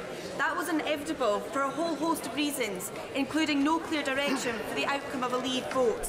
But too often self-interest takes over the decision-making process, with the SNP determined to force a no-deal situation in the hope that that would accelerate their case for independence. Myself and my fellow Scottish Conservative MPs and I have always been robust when it comes to our support for the fishing industry. No one can say that that industry has not been pragmatic when it comes to our departure from the EU. Whatever happens today, let me be clear that I will not accept any extension of the transition period beyond December 2020, because we must embrace the sea of opportunity that Brexit presents to them. Right. I also had concerns around the Northern Irish backstop, and it's with deep disappointment that we have not really reached a technological solution to date. I would have also felt much more comfortable with an end date on the establishment of a future economic partnership. But, Mr. Speaker, this decision for me is about my businesses, my constituents, those that I represent. A deal is a negotiation with a large dose of pragmatism, and having spoken to many of my largest employers, my constituents knocked on their doors and stood in the supermarket, what they want is uncertainty removed. Mr. Speaker, the withdrawal agreement may not be perfect, but it does deliver on the decision. Does it deliver on the decision taken by the people of our United Kingdom in 2016? Yes. Does it return full control of our borders, as so many people wished? Yes. Does it provide long-term stability for businesses, our farmers and our fishermen? Yes. And of all the options on the table, this agreement is the one with the most in the national interest. Mr. Speaker, I believe that it is, and that's why I'll be supporting the deal tonight. Thank you, Mr. Speaker. It's a pleasure to follow the member for Angus for a thoughtful speech, albeit one whose thrust I must say I cannot agree with. Over 2,000 of my constituents in Oxford East have contacted me about this deal, and only a handful say they support it. And I agree with them. I can't support it for 4 reasons. First of all, it gives inadequate protection for our EU citizens, who are our neighbours, our friends and our workmates. I see the Prime Minister looking at me, but she will know that I have had a repeated communication with her and the Secretary of State over many, many weeks trying to get confirmation over the exact criteria for settled status. We still don't have that clarity that we need, and that's now coupled with an arbitrary salary level for those coming to our country for the EU, which will starve our hospitals and our universities and many other employers of the staff they desperately need. I can't support it because of that. Secondly, I can't support it because of inadequate plans in that deal for research cooperation into the future, so essential for the 2 universities and my constituency. Third, I can't support it because of insufficient certainty on customs. Huge firms, very important manufacturers like BMW Cowley in my constituency, they don't just need certainty for 2 years, they need it for 20, and they certainly won't get it from this deal. And finally, there are no legally binding guarantees in this deal to stop a race to the bottom on environmental standards or working rights. This deal has got to be voted down, and after such a failure of leadership, this government must go. If it won't, then all options should be on the table, including a 3rd public vote, to find a way forward for our country. But whatever the process, all of us parliamentarians here need to remember we're the ones who have power. We have power, not those vulnerable people affected by the politics of hate out in our country. We have that responsibility, and we must always reject that hate. The onus is on us. Thank you. There's a peculiar irony, Mr. Speaker, isn't there, to the fact that today marks the anniversary in 1535 of Henry VIII styling himself supreme head of the English Church. 500 years on, here we are arguing over the same questions of who rules, on what authority. Stop the clock. Order. Order. The unseemly atmosphere. The honourable gentleman must and will be heard. Alex Burkhardt. Thank you very much, Mr. Speaker. 500 years on, we find ourselves still arguing about our relationship with Europe and who rules. I have little confidence that 500 years from now we will have resolved these questions. Tonight, and in the weeks to come, the House has 3 choices it can make. There can be a deal, there can be no deal, or we can stay in the European Union. If it is not this deal, then it must be another deal, and by all the rumours going round, that deal will be worse than the one on the table. It will keep us more closely aligned to the EU and give us less say. In fact, it will be worse than staying in the EU. Those people who in the House who want to stay in the EU hide behind the idea of a second referendum. Well, those honourable members who think the first referendum was divisive, goodness me, they haven't seen anything yet. It is time, if those members in the House who want us to stay in the EU believe it, they should call on this House to have a vote to revoke Article 50. But they won't do that. So the deal before us is what we have. And this is a deal which, treated right and taken in the right direction, will give us control of our borders, our laws, our waters and our trading opportunities. We have had time enough to go over these issues. It is time now for the House to make a decision. I will vote for the deal for tonight, and let's move on. Thank you, Mr. Speaker. I didn't come into Parliament to spend my time working on the future of the European Union. It's not what my constituents when they elected me first in 2010, intended me to spend my time on either. They wanted me to concentrate on their living standards, their security, the future for their children and grandchildren, and a better planet for the future of our world. But actually, all of these things are encompassed in the decision we make tonight about whether or not we accept the deal that is before us, and about our commitment to our ongoing relationship with our European Union neighbours. And I will not vote for a deal that will make my constituents poorer, that will make them less secure, that will mean that we have less influence in decisions that are taken that will affect them, and that will reduce our standing, our highly respected and highly regarded standing in the world. I am distressed, as all honourable members are, at the divisions that this Brexit story has revealed, opened up in our country. But our duty now is to concentrate on healing them. And I do not believe it will ever be possible to do that if we deliberately make our country poorer and more unstable and less influential than it would otherwise have been. We need to concentrate on building a positive, prosperous, powerful future for this nation. Voting to leave the EU and voting for the Prime Minister's way of leaving tonight will not enable us to do so. That woman! Mr. Speaker, mine is the constituency that voted more than any other to leave the European Union in 2016. If we do not give back control of our laws, borders and money, it will be hard to say that this country is a democracy. The people in 2016 heard all the apocalyptic predictions that we now hear about WTO, and they made a choice. And in part, the country did that because Parliament had, rightly or wrongly, come to be seen as out of touch with the people on a host of issues. If we don't deliver what the people voted for, we will prove them right, and we will damage a democracy further in which people already lack faith. So how do we get there? It is clear that this House does not want to back a no-deal departure. It has already been clear that people on both sides of this House will vote to stop it. So I say to those of my constituents who have called me a traitor and worse that when I vote with the Prime Minister tonight, I do so because I am committed to Brexit, and voting against this deal puts winds in the sails of those who seek to stop it. Those people have had too much success already. Voting against this deal will not bring about a harder Brexit. It will bolster this House's dangerous attempts to undermine it. Those who say no deal is in law and will happen, I say to them, this House will rewrite that law. I am voting tonight for the only way out of this conundrum, a necessary gateway, however painful it might be. There is a risk that we get stuck in the backstop, but it is now smaller than the risk of not leaving at all. We in Parliament are better than letting the people down. We deserve to get on with it, to deliver this Brexit, and we should, like it or not in many cases, support this deal tonight.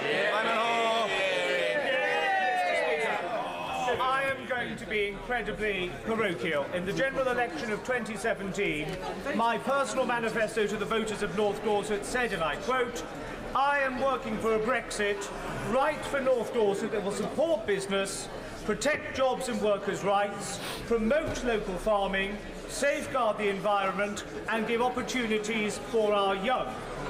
Having reviewed the deal, I am confident that it meets those commitments and the referendum decision to leave.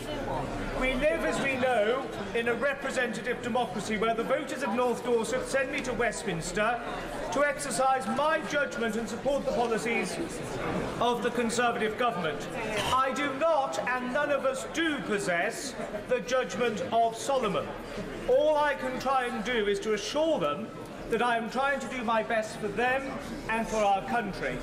And I am conscious that in so doing, I will not please everyone, but I do not think that is the purpose of politics. I'm a Democrat. I voted Remain and my side lost. The referendum was not, as we know, our finest hour. The majority of the House has made clear that it would support the decision and Parliament would deliver it. I maintain that view. A second referendum is fool's gold. Our country's use of referenda is on constitutional issues, and Brexit is now an issue of domestic policy. My right honourable friend, the Prime Minister, has worked, if I may say so, her fingers to the bone to get this deal right. It has my full and unequivocal support. To deliver Brexit, to maintain and build the faith in our democracy, this House should stop the posturing and support my right honourable friend in the lobby tonight. Peter Bottomley! The UK is to leave the EU. That decision was taken 2 years ago. The question is whether we crash out or support the withdrawal agreement, be followed by the period of transition and the future arrangements on trade and relationships. Assuming we're not trying to reverse the referendum, and there isn't a majority, I think, either in the country or in the House for that, the majority of us support the Prime Minister's deal. The majority of Conservative supporters support that. I suspect the majority of Labour supporters support that. And other parties, given a choice, including Northern Ireland, would as well. Our responsibility is to find where there's an overlap between what's possible and what's right. I believe that the negotiated agreement on withdrawal is that position. For the opposition to be reasonably polite, they seem to resemble members of the Scarabaei family who are upside down, pushing in the wrong direction, don't quite know where they're going. If the choice for the country is between chaos and compromise, I think this agreement is the right way of being sensible, and I back the plan in the national interest. Thank you. Jeremy Corbyn! Thank you, Mr. Speaker. This has been a vitally important debate for the future of our country and our future relationship with the European Union, following the decision of the people in the 2016 referendum. The debate today is the culmination of one of the most chaotic and extraordinary parliamentary processes I've ever experienced in my 35 years as a member of this House. Parliament has held the government in contempt for the first time ever for failing to publish their legal advice. Then, for the first time in a generation or more, on the 10th of December, a government failed to move its own business in the House. The government has been defeated on a vote in its own finance bill for the first time since the 1970s. The Prime Minister opened the debate on her deal more than 1 month ago, a debate that was due to end on the 11th of December, but she pulled it in a panic. As she herself conceded, it would have been rejected by a significant margin. She has run down the clock in a cynical attempt to strong-arm members into backing her deal. Despite her promises, she's failed to negotiate any changes to her deal with Europe. No wonder the Prime Minister has suddenly discovered the importance of trade unions. She voted to clip their wings in the 2016 Trade Union Act, and she's utterly failed to convince them she has anything to offer Britain's workforce. And this, Mr. Speaker, is the heart of the matter. The Prime Minister has treated Brexit as a matter for the Conservative Party rather than the good of the country. But she's failed to win over even her own party. Many Conservative members who voted Remain are opposed to this deal, as are dozens of Conservative members who voted Leave. After losing her majority in the 2017 general election, the Prime Minister could have engaged with members across this House. She could have listened to the voices of trade unions. And if she had been listening, both businesses and trade unions would have told her they wanted a comprehensive and permanent customs union to secure jobs and trade. The decision to rule out a new customs union with a British say and the lack of certainty in the deal risks business investment being deferred on an even greater scale, threatening jobs and threatening living standards. or even worse, it risks many companies relocating abroad, taking jobs and investment with them.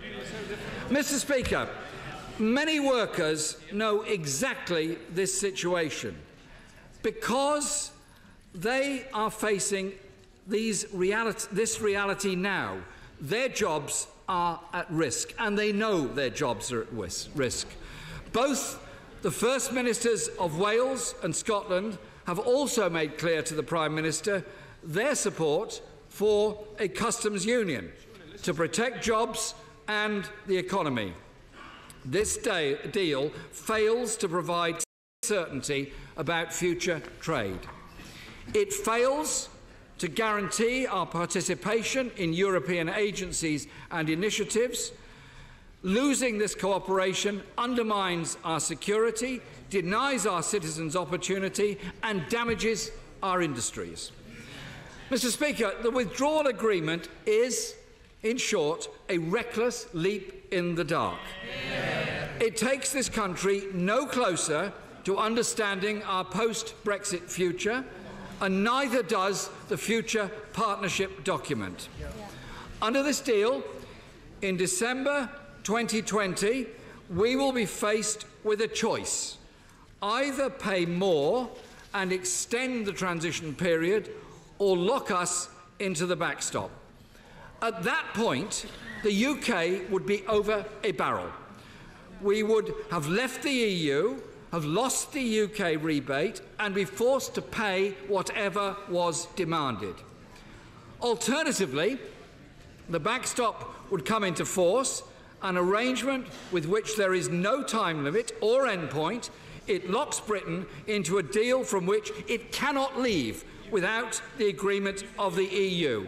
And as my friend, the member for Holborn and St Pancras, has pointed out on so many occasions, this is unprecedented in British history. The last 2 years gives us no confidence that this government can do a deal in under 2 years. So at some point before December 2020, the focus would then inevitably shift from negotiations on the future relationship to negotiations on an extension to the transition period, including negotiations on what further payments we should make to the European Union. The vague partnership document says, and I quote, "It can lead to a spectrum of different outcomes as well as checks and controls." That doesn't show to me any clarity whatsoever in that document. And there is not even any mention of the famed frictionless trade that was promised in the Chequers proposals. The former Brexit secretary, that's one of the former Brexit secretaries, promised a detailed, precise and substantive document. The government spectacularly failed to deliver it. So, Mr. Speaker, I can confirm this, that Labour will vote against this deal tonight. And, Mr. Speaker, Labour will vote against it because it's a bad deal for this country. And as we have heard over the past week, members in all parties, including many in the Conservative Party, will join us in rejecting this botched and damaging deal. Yeah. And I welcome the fact there is a clear majority to reject any no-deal outcome. Yeah. The amendment to the Finance Bill last week demonstrated the will of the House on rejecting the danger, and it is a danger, of a no-deal outcome that would cause such chaos to so many people across this country. But, Mr. Speaker, it's not enough for the House to vote against the deal before us and against no deal. We also have to be for something. So,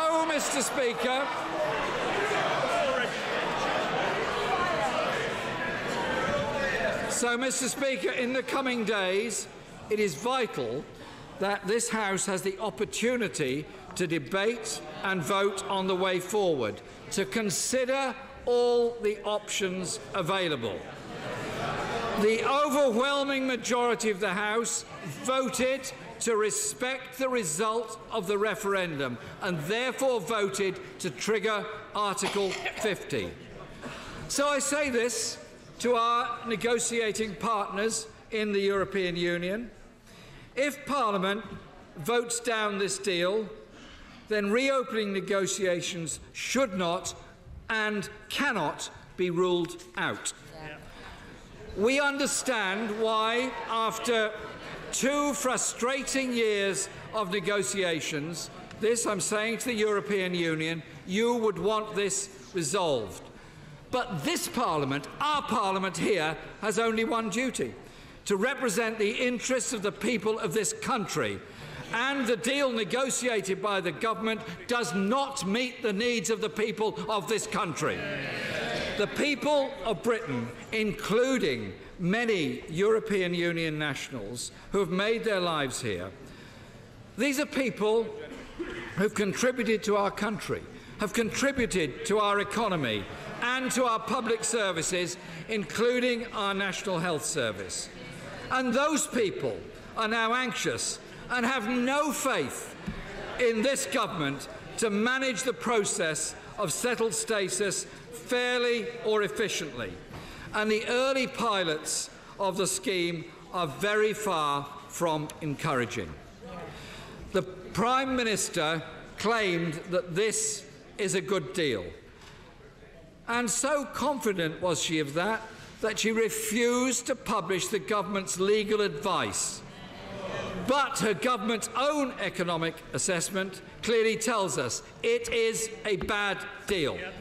It's a product, Mr. Speaker, of 2 years of botched negotiations, in which the government spent more time arguing with itself and in its own cabinet than it did in negotiating with the European Union.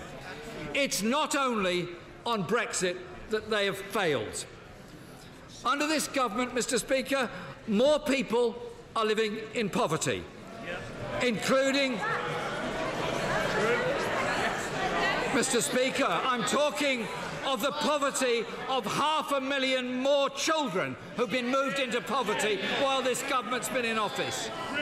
I'm also talking of those that have been forced into rough sleeping and homelessness, which has risen every year. Too many people are stuck in low-paid and insecure work. Too many people are struggling to make ends meet and falling deeper and deeper into personal debt on credit cards and loan sharks. Nothing in this Brexit deal and nothing on offer from this government will solve that. That is why Labour believes that a general election would be the best outcome for the country. If this deal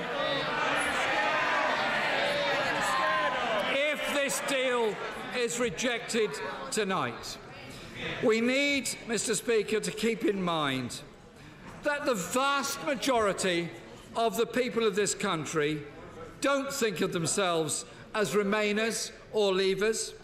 Whether they voted Leave or Remain 2.5 years ago, they, all of them, are concerned about their future, and it's their concerns this House must be able to answer and meet.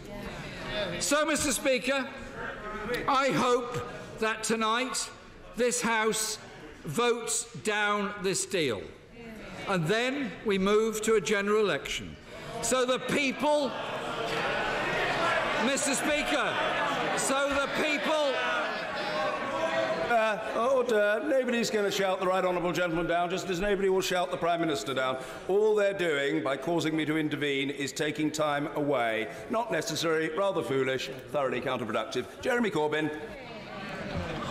So, Mr. Speaker, the people need to be able to take back control, and a general election would give them the opportunity to decide who their MPs were, who their government was, and who was negotiating on their behalf. And it would give that new government a mandate, and a mandate that is needed to break the deadlock that has been brought to this House by this government. But first, Mr. Speaker, I ask this of the House. Vote against this deal. Vote against this deal because we've had a very long and very detailed debate in this House. More members have spoken in this debate than almost any other debate I can remember. They've given a heartfelt analysis of this deal, and a very large number have said why they will vote against this deal. Quite simply, Mr. Speaker, this deal is bad for our economy, a bad deal for our democracy, and a bad deal for this country. I ask the House tonight to do the right thing. Reject this deal. Reject this deal because of the harm it would do, and show that we as MPs are speaking up for the people that we represent, who recognise this deal is dangerous for this country and bad for them, their living standards, and for our collective future.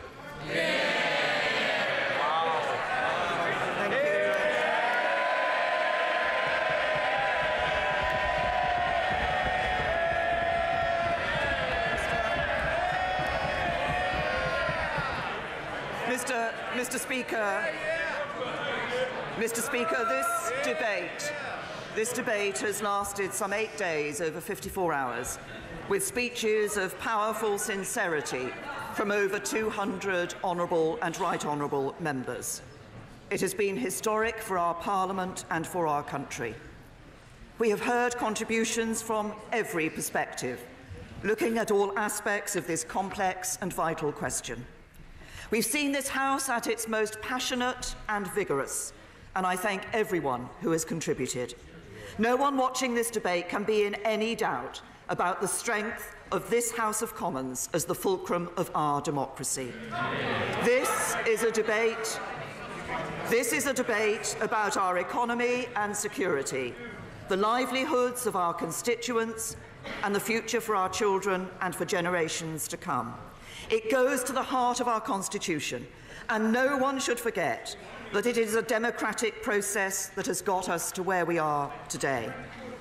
In 2015, my party stood on an election manifesto that had as a centrepiece the promise of an in-out referendum on the UK's membership of the European Union. The British people responded by electing a Conservative government to follow through on that promise. That is what we did when this House voted overwhelmingly to hold the referendum and put the choice in the hands of the British people. Indeed, 470 current members voted in favour of it, and only 32 opposed it. That campaign was keenly fought. It caught the public imagination like few campaigns before it. Turnout was 72%, higher than for any national poll for a quarter of a century. And while not overwhelming, the result was clear and it was decisive. Something this House accepted when we voted overwhelmingly to trigger Article 50. 436 current members voted to do so, only 85 opposed. Parliament gave the people a choice. We set the clock ticking on our departure. And tonight, we will determine whether we move forward with a withdrawal agreement that honours the vote and sets us on course for a better future. The responsibility of each and every one of us at this moment is profound, for this is an historic decision that will set the future of our country for generations. So what are the alternatives that present themselves? First, we could decide it's all too difficult and give up, either by revoking Article 50 or passing the back buck to the British people in a second referendum. But I believe we have a duty to deliver on the democratic decision of the British people, and to do so in a way that brings our country together. A second referendum would lead instead to further division. There'd be no agreement to the question, let alone the answer. It would say to the people we were elected to serve that we were unwilling to do what they had instructed. Now, the second possible outcome is that we leave on the 29th of March without a deal. But I don't believe that's what the British people voted for, because they were told that if they voted to leave, they could still expect a good trading relationship with the European Union. And neither would it be the best outcome. Our deal delivers certainty for businesses, with a time-limited implementation period to prepare for the new arrangements of the future relationship. No deal means no implementation period. Our deal protects the rights of EU citizens living in the UK and UK citizens living in the EU, so they can carry on their lives as before. No deal means no reciprocal agreement to protect those citizens' rights. Our deal delivers the deepest security partnership in the EU's history, so our police and security services can continue to work together with their European partners to keep all our people safe. No deal means no such security partnership. And our deal delivers the foundations for an unprecedented economic relationship with the EU that is more ambitious, that is... I said earlier it was becoming really rather a noisy and unseemly atmosphere, and that has now resumed. It must stop. The Prime Minister must be heard. The Prime Minister. Our deal delivers the foundations for an unprecedented economic relationship with the EU that is more ambitious than anything they have ever entered into with a third country. It will give us the benefits of trading with the European Union and the ability to forge new trade deals in our own right. No deal means those new trade deals come at the expense of a trade deal with Europe, not in addition to it. So while it is categorically wrong to suggest that our country could not ultimately make a success of no deal, it is equally wrong to suggest that this is the best outcome. Now, third, there is the path advocated by the Leader of the Opposition, and we've heard it again, of calling a general election. But today's vote is not about what's best for the Leader of the Opposition. It is about what is best for the country. And at the end of a general election, whatever the result, the choices facing us will not have changed. It will still be no Brexit, leaving with no deal, or leaving with a deal. And there's no guarantee that an election would make the parliamentary arithmetic any easier. All it would gain is 2 more months of uncertainty and division. In 2017, the two main parties both stood on manifestos that pledged to deliver the result of the referendum. They got over 80% of the vote. People had the opportunity to vote for a second referendum by supporting the Liberal Democrats in 2017.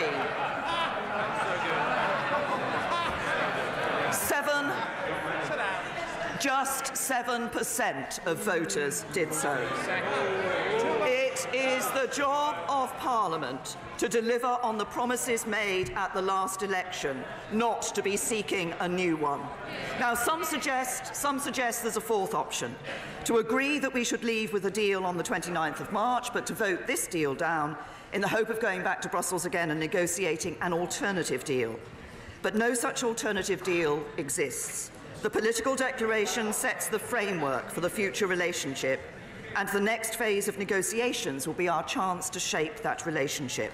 But we cannot begin those talks unless or until we agree the terms of our withdrawal. And the European Union will not agree to any other deal for that withdrawal. So, having ruled out all of these options, we're left with one: to vote for this deal tonight. One that delivers on the core tenets of Brexit, taking back control of our borders, laws, money, trade and fisheries, but in a way that protects jobs, ensures our security and honours the integrity of our United Kingdom. One that strikes a fair balance between the hopes and desires of all our fellow citizens, those who voted to leave and those who voted to stay in. And if we leave with the deal I'm proposing, I believe we can lay the foundations from which to build a better Britain.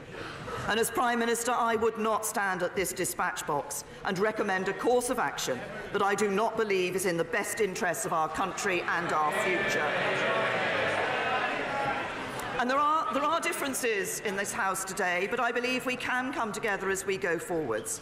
And let me reassure anyone who's in any doubt whatsoever, the government will work harder at taking Parliament with us. And as we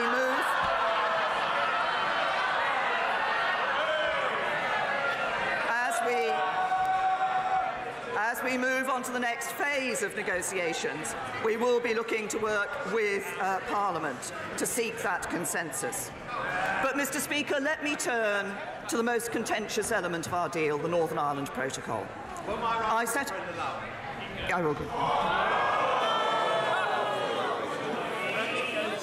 My right honourable friend, the Prime Minister, knows that what concerns many of us is the possibility of the permanent nature of the Northern Ireland backstop. May I refer her to my Amendment B on the order paper, which sets a deadline for that backstop, and may I ask her what is the attitude of the government to my amendment? Can I thank my right honourable friend for the question he's asked and for the work that he has been doing to try to find a way through on this particular issue. And I know he's spent a long time consulting with international lawyers on this issue. The government isn't able to accept the amendment that has been selected, that my right honourable friend has put down that has been selected tonight, because we have a different opinion and a different interpretation of the Vienna Convention. But I note that my right honourable friend has put down an alternative proposals in relation to this issue. The government is willing to look at creative solutions and will be happy to carry on working with my right honourable friend in relation to that particular issue. I said I would turn to the Northern Ireland. Order. The House must calm itself. Zen. Restraint, patience. Hear the Prime Minister. I set out the government's position in detail on my statement yesterday, so I'm not going to go over it again. But the key thing to remember is this isn't a commitment we're making to the European Union. It's a commitment to the people of Northern Ireland and Ireland that they will be able to carry on living their lives as they do today. It's about saying that whatever happens when we leave the EU, we will honour the Belfast Agreement. Its success has been built on allowing people from both communities in Northern Ireland to feel that their identities are respected under the principle of consent. For many people in Northern Ireland, that means having a seamless land border between the UK and Ireland, which is also essential for their economy. For others, that means fully respecting the fact that Northern Ireland is an intrinsic part of the United Kingdom. No one wants to see the return of a hard border. And as a proud unionist, I share the concerns of members who are determined that we do not undermine the strength of our United Kingdom. But it is not enough simply to make these assertions. We have to put in place arrangements that deliver those ends. And it's not just as simple as some would like it to be. So, as Prime Minister for the whole UK, it's my duty to provide a solution that works for the people of Northern Ireland. The answer lies in agreeing our future economic relationship, but we need an insurance policy to guarantee there will be no hard border if that future relationship is not in place by the end of the implementation period. I'll give way to the Leader of the Democratic Unionist Party. Very grateful to the Prime Minister for giving way. And would she agree that whatever one's view on this withdrawal agreement, and whatever arguments that people deploy, that we should not be using the peace or the political process in Northern Ireland as arguments for voting for this deal or voting against it? Would she agree that that is completely and utterly out of order? Make that clear to all of our Cabinet colleagues as well. To the right honourable gentleman, I think everybody across this House is committed to ensuring that we maintain the arrangements of the Belfast Good Friday Agreement, that we also ensure that we maintain the many benefits that have come from the peace process in Northern Ireland. And that should not be disrupted, and that should not be affected in any sense. But I also say that whatever future relationship is going to be negotiated or people want to see being negotiated, that insurance policy is essential. Any of the other proposals, Canada, Norway, any number of variations of those models, all of them require the insurance policy, and that is the so-called backstop. And no backstop simply means no deal now and for the foreseeable future. And I don't want to see anybody being able to exploit no deal and bringing doubt about the future of our union as a result of that. And let's remember, if I may say to this House, what the withdrawal agreement does deliver for the people of Northern Ireland. An implementation period, certainty for businesses. Protection of citizens' rights, certainty to thousands of families. No hard border, unfettered access to British and EU markets. Protection of the single electricity market across the island of Ireland, securing energy supply in Northern Ireland. Continued security cooperation with our European allies that the police service of Northern Ireland say is essential. And above all, the protection of the historic Belfast Good Friday Agreement. The deal we have puts our union first. Now, let me turn to the contribution of the Leader of the Opposition. Characteristic of his whole approach to Brexit, long on criticism and short on coherence. He's claimed that he'll be able to renegotiate the deal in a matter of weeks, get a drastically different outcome, and despite the European Union making clear that's impossible. But everything he does is designed to avoid taking any difficult decisions, saying one thing to one group and another thing to another. In the general election, he said in his manifesto, freedom of movement will end. On Sunday, he said, I'm not against the free movement of people. When asked about Brexit in a German newspaper, he said, we can't stop it. The referendum took place. Article 50 has been triggered. In his speech at Wakefield last week, and again this evening, he said a second referendum was an option on the table. He says Labour would run an independent trade policy, but he wants to join the customs union. He says he's opposed to no deal, but he says he's opposed to withdrawal agreement and the backstop without which there is no deal. So the question is, what is his position? Because he has failed in his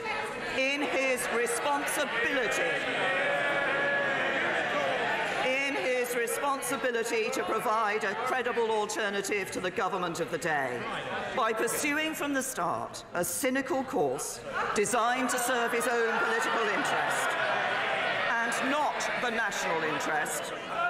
He has forfeited the right to demand loyalty from those of his MPs who take a more pragmatic view, because he doesn't care whether we leave or not, with a deal or not, as long as he can maximise disruption and uncertainty and the likelihood of a general election.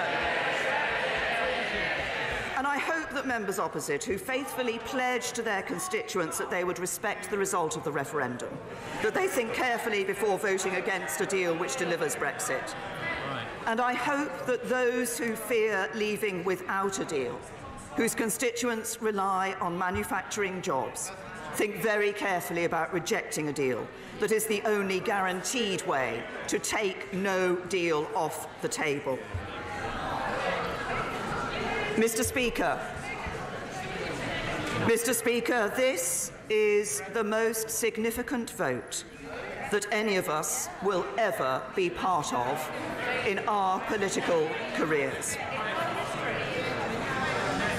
After all the debate, all the disagreement, all the division, the time has now come for all of us in this House to make a decision.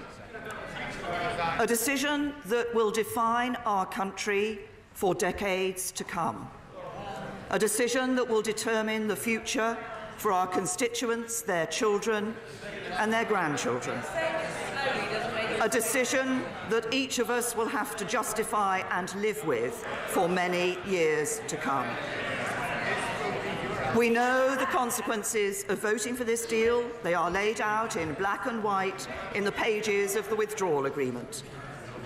But no one who votes against this deal will be able to tell their constituents what real-world outcome they voted for, because a vote against this deal is a vote for nothing more than uncertainty, division, and the very real risk of no deal.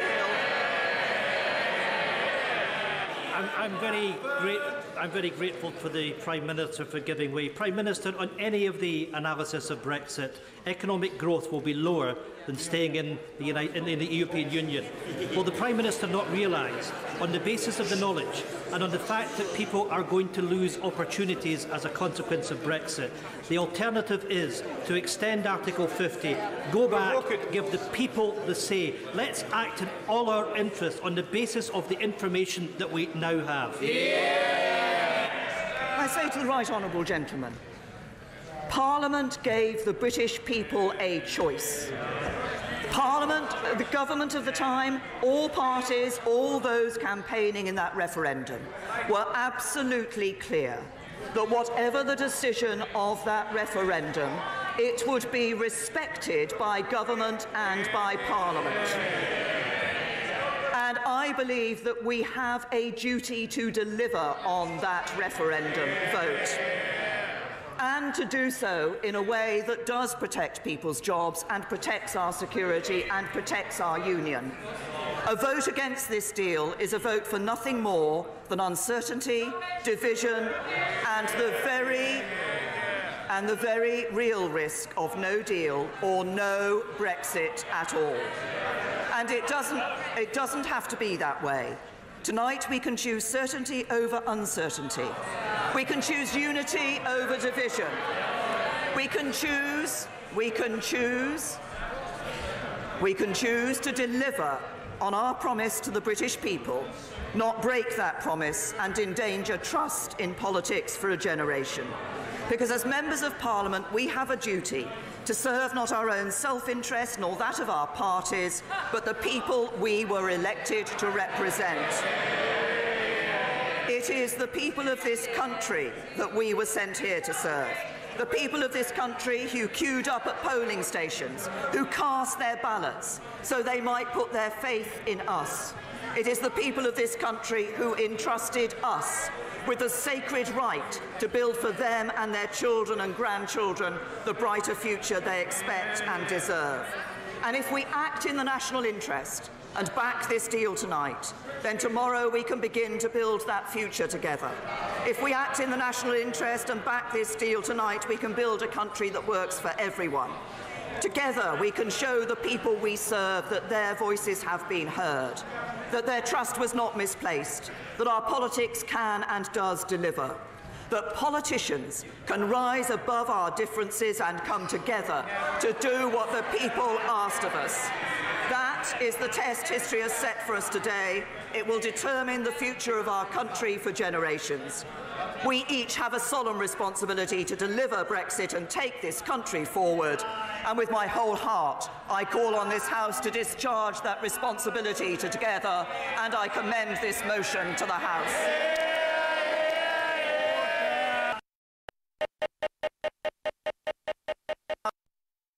Under the order of the House of the 4th of December and the 9th of January, I must now put the questions necessary to dispose of proceedings on the European Union withdrawal motion.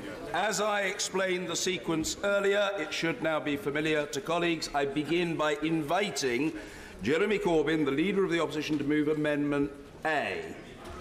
Mr. Speaker. Not moved. I turn now to the second of the amendments, that in the name of the Leader of the Scottish National Party, Mr. Ian Blackford, Amendment K. Not moved, Mr. Speaker. Moved. Thank you. I turn to the Right Honourable Gentleman, the member for Gainsborough, to move, if he so wishes, Amendment B. In view of the positive response from the PM, not moved. Moved. Very well. And finally, I invite Mr. John Barron to move Amendment F. I beg to move. Mr. Speaker. The question is that the amendment in the name of the honourable gentleman and of others, Amendment F, be made. As many as are of that opinion say aye. Of the contrary, no.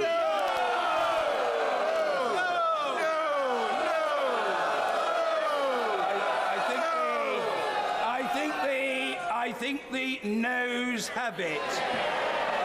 No? Is the honourable gentleman persisting? No? Persistence in order. I know what I'm doing. Key point is persistence. If the honourable order. If the honourable gentleman wishes to press his amendment, he is entitled to do so. Oh, yes, he is. Oh, yes, he is. I'll be the judge of that. The question is that the amendment be made. I'll say it once more. As many as have been, say aye. Of the contrary, no.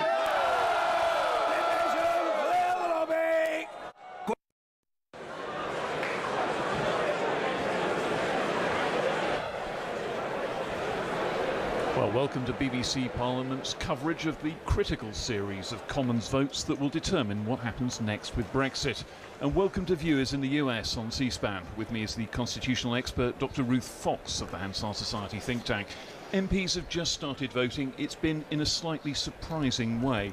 There was an expectation that big amendments from the Labour Party and the Scottish National Party were going to be pressed to a vote, but they've decided not to do that this evening. They apparently want a clean vote directly on the Prime Minister's deal, uncluttered by any amendments. It's been a long and formidable debate, 50-plus hours stretching well back into last week, building on a previous abortive debate which was unexpectedly suspended before Christmas. And in the next half an hour or so, we'll know whether the Prime Minister has won approval for her divorce deal from the EU and the declaration about the future relationship, or whether the apparent vast majority against it in the Commons has held together and voted her down. Ruth Fox, I suppose the thing that we've got to look at here is by how much. There's some talk that if the Prime Minister only just loses her deal, that is almost a victory for the government, given the odds apparently ranged against them earlier. Well, yes, Mark. I mean, if we look at back in December when the government pulled this vote, there was talk that they might lose by 200, possibly more. In terms of historic levels that the government will be looking at, the biggest government defeat on a whipped vote, courtesy of our colleague Professor Philip Cowley, who's run these rebellion numbers, is 166. If the Prime Minister manages to lose by 10, 15, 20, 30, then they will regard that as a success. But you have to put that in context. This is a treaty, an international agreement that the government has been negotiating for 2 years. Frankly, a loss of anything is an epic failure, frankly, of political statecraft on the part of the Prime Minister. And you actually have to go back to put it in context, to 1864 to find when the government last lost. Let's just pause a moment. The Speaker's just speaking. F, as in F for Freddie, be made. As many as are of that opinion say aye. Of the contrary, no. Tellers for the ayes, Sir Mike Penning and Nigel Evans. Tellers for the noes, Wendy Morton and Ian Stewart. I should just say that the Speaker there running through some of the Commons formalities involved in all this. He's just named the tellers. These are the MPs who count the votes for the rest of the MPs. This is all part of the usual setup. When the division is between an amendment proposed by a backbencher and perhaps opposed by the government, then you have a set of government whips on one side and then supporters of whoever's proposing the amendment doing the counting for the other side. It's just one of the timeless rituals of the House of Commons, indeed a very long established ritual, Ruth. It is, yes, and they will come back, line up before the table, before the Speaker, and they will announce the vote, and two from each side, and we'll have to see who are the MPs standing near the Speaker's the dispatch box of the opposition, to figure out who's won. Yeah, indeed, and that's how it works. You'll know who's won because the supporters of the winning side, as you see it in the pictures of the House of Commons, they will be on the left side of the dispatch box, nearest to the opposition benches. So the people standing nearest to the leader of the opposition are going to be the winning side. So if you see John Barron's supporters standing nearby, and most people think that's quite an unlikely contingency, standing right next to the opposition front bench, then you'll know that Mr. Barron's amendment has won the day and will be added added to the official government motion. His words are words that are added to the government motion. Basically, he's focusing on the big controversy that has dogged the Brexit agreement for some months now, this idea of a Northern Ireland backstop, a special mechanism that prevents a hard border being thrown up if Britain leaves the EU between Northern Ireland and the Irish Republic.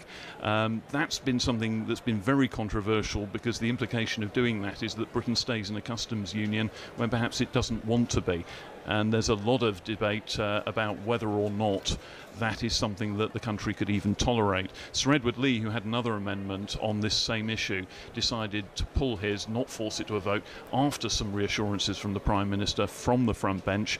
But others have found it very difficult to swallow, and John Barron is, in a sense, carrying their standard. He's a highly influential backbencher, I should say. He was one of the very small handful of Conservatives who voted against the Iraq War, for example. So he's been standing against a number of tides throughout his entire career. Ruth, though, even an amendment that's a sort of sympathetic amendment may be difficult for the government to swallow. Yes, I mean, at the end of the day, they have got to be able to ratify this agreement. And as things stand, if this amendment were to go through, the introduction of a unilateral right to revoke the Northern Ireland Irish backstop is something that, first of all, the EU would find very, very difficult to wear. And whilst the amendment is supportive of the withdrawal agreement, the fact that they want to add on a proviso to it may be something that the government can't legally accept. And just interrupt you for a moment, just to point out something that's happening on your screens at the moment. You can see just at the bar of the House the white line running across right in the foreground of your picture, a wheelchair. I think that the person on that wheelchair is the Labour MP Tulip Siddiqui, who's delayed having her baby induced so she can be present at this vote. The woman in the blue suit who was just talking to her is Andrea Leadsom, the leader of the House of Commons, and you can see a number of MPs sort of pausing to say supportive things and smile and talk to Tulip as she sits there. But that's just one of the sort of subplots that's been going around in these proceedings today. Well, let's get back to the issue of the backstop, because that's the thing that is now going to dog the government. The point you were making was that the government can't really accept anything that adds on to its official wording that might seem to undermine it. When it's dealing with the European Union. And indeed the European Union, I suppose, might take the view that if Britain's saying it's going to bail out of an agreement whenever Britain finds it inconvenient, then the agreement isn't as binding as they want it to be. Yeah, and this has been the European Union's argument all along. If you have a backstop, you can't time limit it, and you can't unilaterally revoke it. The backstop is there as the insurance policy. And the EU has been clear on that all along, and the British government in principle accepted the terms of that last December. And here we are tonight. The Conservative backbencher trying to insert that as a proviso for the House's support for the agreement. Yes, indeed. We're getting now rather fewer votes than perhaps we'd anticipated. This is the only amendment that's still live after that brief, rather sort of decorous little ceremony at the end of the debate there, but first Jeremy Corbyn for the Labour Party, then Ian Blackford for the Scottish National Party, and then Sir Edward Lee for his own backbench amendment, all declined to press their amendments to the vote. And you then have this rather bizarre ritual that they have in the House of Commons, where the Speaker tries to decide things on voices, and the respective sides of the argument shout as loudly as possible, and eventually, if it's clear that that no one's going to back down, in effect, the Speaker has to call a division, and so the MPs have to march physically through the two long lobbies, the aye lobby and the no lobby, that are on either side of the chamber, out of sight here at the moment. Yes, and this is where it's interesting in terms of, you were mentioning Tulip Siddiq, the lady MP in the wheelchair. In our system, MPs actually have to be within the precincts of the Palace of Westminster in order to vote, and they have to go, unless there's an agreement between the whips, they have to go through the voting lobbies on either side of the chamber. So we don't here in Westminster have electronic voting. We don't even yet have proxy voting, although there was a debate a few weeks ago to introduce that, but it's not in place in time for tonight's debate, and hence Tulip Siddiq has had to delay, as you say, having her baby to be here for this historic vote. Well, indeed, and of course Tulip Siddiq's situation follows on from an earlier controversy. In an earlier Brexit vote last autumn, the Liberal Democrat MP Jo Swinson, who was then pregnant, thought that she had an arrangement made with a Conservative MP. This is another one of the Brexit rituals where the Speaker insists that the doors are locked. This is all part of the elaborate precautions the Commons has been running for centuries to make sure that no interloper intrudes in the debate. But Jo Swinson, the Liberal Democrat MP who was pregnant, thought she had a pair, that is someone who was going to stand out from the vote, so that her vote was in effect cancelled out. And then that pair wasn't honoured, and there were, whether you believe it was confusion or a deliberate deception, Jo Swinson was not very happy about it, and Tulip Siddiq is obviously taking no risks this time and has decided to attend in person on this occasion. Now we're still waiting here. These you can see a number of MPs popping through, emerging, I think, from the division lobbies. They will have registered their name, they will have given to the tellers in there who are Commons officials, and they will also have been noted by the MP tellers, because the MPs, as it were, keep a sort of backstop check, if I can use that word, on the voting proceedings. And they're the ones who come into the chamber perhaps in a few minutes' time now. And Jo Swinson, indeed, you can see now talking to Tulip Siddiq. Jo Swinson in the orange dress with the black jacket, now in conversation. I wonder if they're exchanging reminiscences here. But in a few minutes' time, the two sets of MP tellers will appear in front of the Commons table to deliver the result of this vote. And then very swiftly after that, we'll move on to the vote on the main motion. The Speaker will read out the result after having had it announced to him by the tellers. That will sort of read it into the record. And then we move on to the next phase, the big final vote on Theresa May's deal. A moment of absolutely epic political significance, Ruth Fox. Yes, I mean, one of the great historic votes in the House of Commons. We all, of course, remember events in the chamber. Great atmosphere, great historical occasions, so things like Margaret Thatcher's resignation, the Maastricht votes and so on, Geoffrey Howe's resignation speech. These are the great Commons moments we remember, and I suspect this will be one of them. However, if, as we predict, the government is going to lose its motion tonight, and as we predict, this amendment probably will not pass, although it's been going to be a great moment of parliamentary historic occasion, in the end we're probably not going to be an awful lot further forward in knowing what's going to happen in terms of the next steps. You do get the impression that this is not going to be, even in the next few weeks, the last big Brexit vote. If this deal is defeated tonight, there will be more. There will be further debates, further votes, further controversy, and the interesting question is who the cast of characters will be. Will it still be Theresa May as Prime Minister continuing this? It looks very much as if that will be the case, but we will have to wait and see. Yes, I mean this feels a bit like the sort of the phony war, and we probably face possibly a vote next week. We'll certainly have to have a government statement. We expect the Prime Minister tonight will say something. There'll be Prime Minister's questions tomorrow. The government is going to have to bring forward a statement in a few days, at the latest, saying what it's going to do. And if it doesn't win the vote tonight, then it's got to come forward and do something else, or try again. Put this motion in this form or in slightly amended form to the House again, and try and persuade more members. So a lot will depend upon the arithmetic. The alternative is, are there members in the House who can come up with something more creative to force a vote in some way, in a different way to this amendment process, to force the House to make some choices?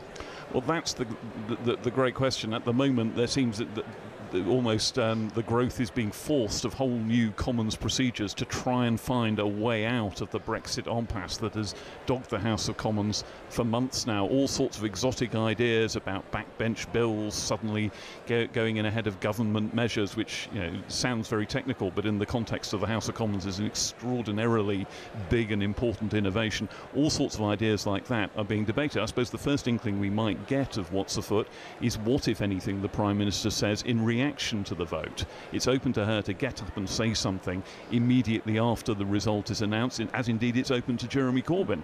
Jeremy Corbyn today, in his speech, talked about wanting an early general election, but as far as I was able to hear, stopped short of saying that he was going to immediately move a vote of no confidence in the government if this vote was lost. Yes, I mean, the problem Labour has got is that it probably, unless the Democratic Unionist Party from Northern Ireland, which has hitherto been propping up the Theresa May's government, unless they are prepared to vote with Labour on a no-confidence motion, they don't have the numbers to win that vote. So we're in a slightly frozen position. Now, the DUP have said they will continue to support Theresa May's government unless the withdrawal agreement goes through. Well, after tonight, if we're right and the government is not going to get the withdrawal agreement motion through, the DUP presumably will continue to support Theresa May's administration, and bringing forward a no-confidence motion will be sort of a form of rote procedure, and again another bit of political theatre. But he's not going to be able to force a general election in that way. Yes, I mean, it comes to something when it is news that a government MP who voted for a motion of no confidence in the government of their party would then get deselected. But that was a line that was being put about last week. I mean, normally that would be a political given, but it was reinforced last week. A number of people sort of ostentatiously confirmed this point, and it would require a number of Conservative MPs to take what would look very much like an absolutely career-ending decision in order for the government to fall, unless, as you say, the Northern Ireland Democratic Unionists were to switch sides. Yeah, and it's difficult to see how a general election is really going to fix this, because the problems are not just differences between Conservative and Labour, but differences within Conservative and Labour. And, can you imagine the difficulties of writing a manifesto to go into that election in terms of what is your position on Brexit? And they have not resolved their positions.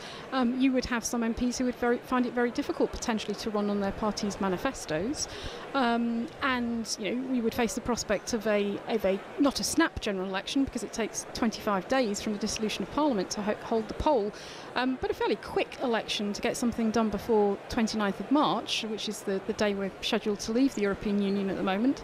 And it's difficult to see for local constituency parties. Some of them might be into the territory of wanting to deselect their MPs. People like Dominic Grieve, the Conservative MP, who's been at the heart of many of these procedural manoeuvres.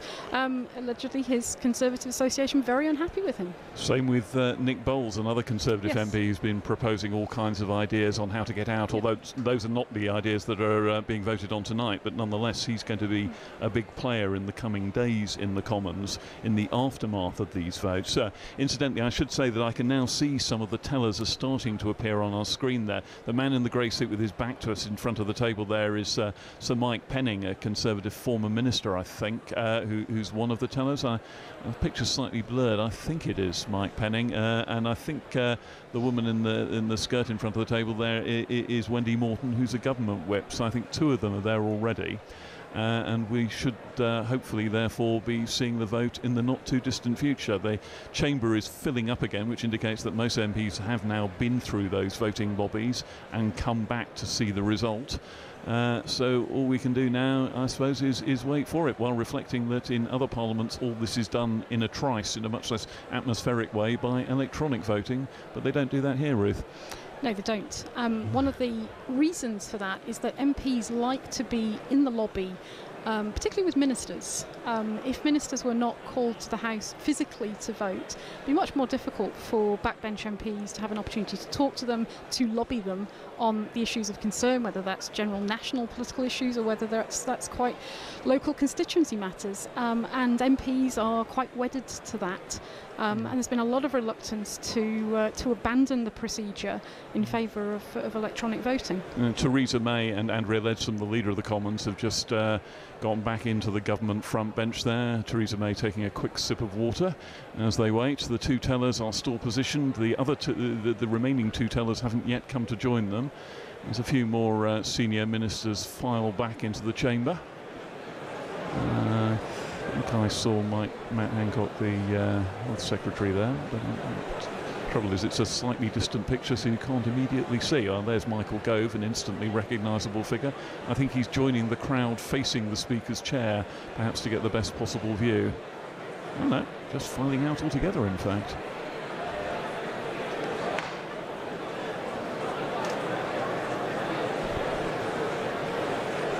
And one of the things to watch out for here is the extent of the government defeat, if it is indeed a defeat on this amendment. I don't know whether it will be. The margins are going to be very closely scrutinised on all these votes.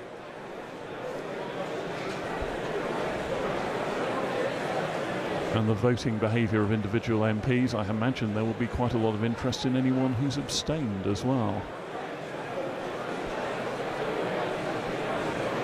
I think on balance, Ruth Fox, the government would expect to win this amendment, wouldn't it? Yes, I would think so. Would be certainly what they would be hoping for. There has certainly not been any indications that there was a groundswell of support for this particular amendment. Attracted obviously enough support among signatories for the Speaker to select it, over and above some other options. But the government, I think, would certainly be anticipating not losing this one, winning this one. Yes. In front of the Commons table now, Sir Mike Penning, one of those tellers, in conversation with the government chief whip. It all looks very amicable, so there doesn't seem to be a feeling of, sort of building tension here. I think this may be a sort of going through the motions as expected sort of vote, where everybody really knows what's going to happen well in advance. Well, the tellers seem to be half gathering now. I think we're still waiting for at least one more of them to appear. A few hugs being exchanged, and it looks like the government whips Wendy Morton and Ian Stewart. Order! Here's the result now. The ayes to the right were 24. Goodness sake. The noes to the left were 600.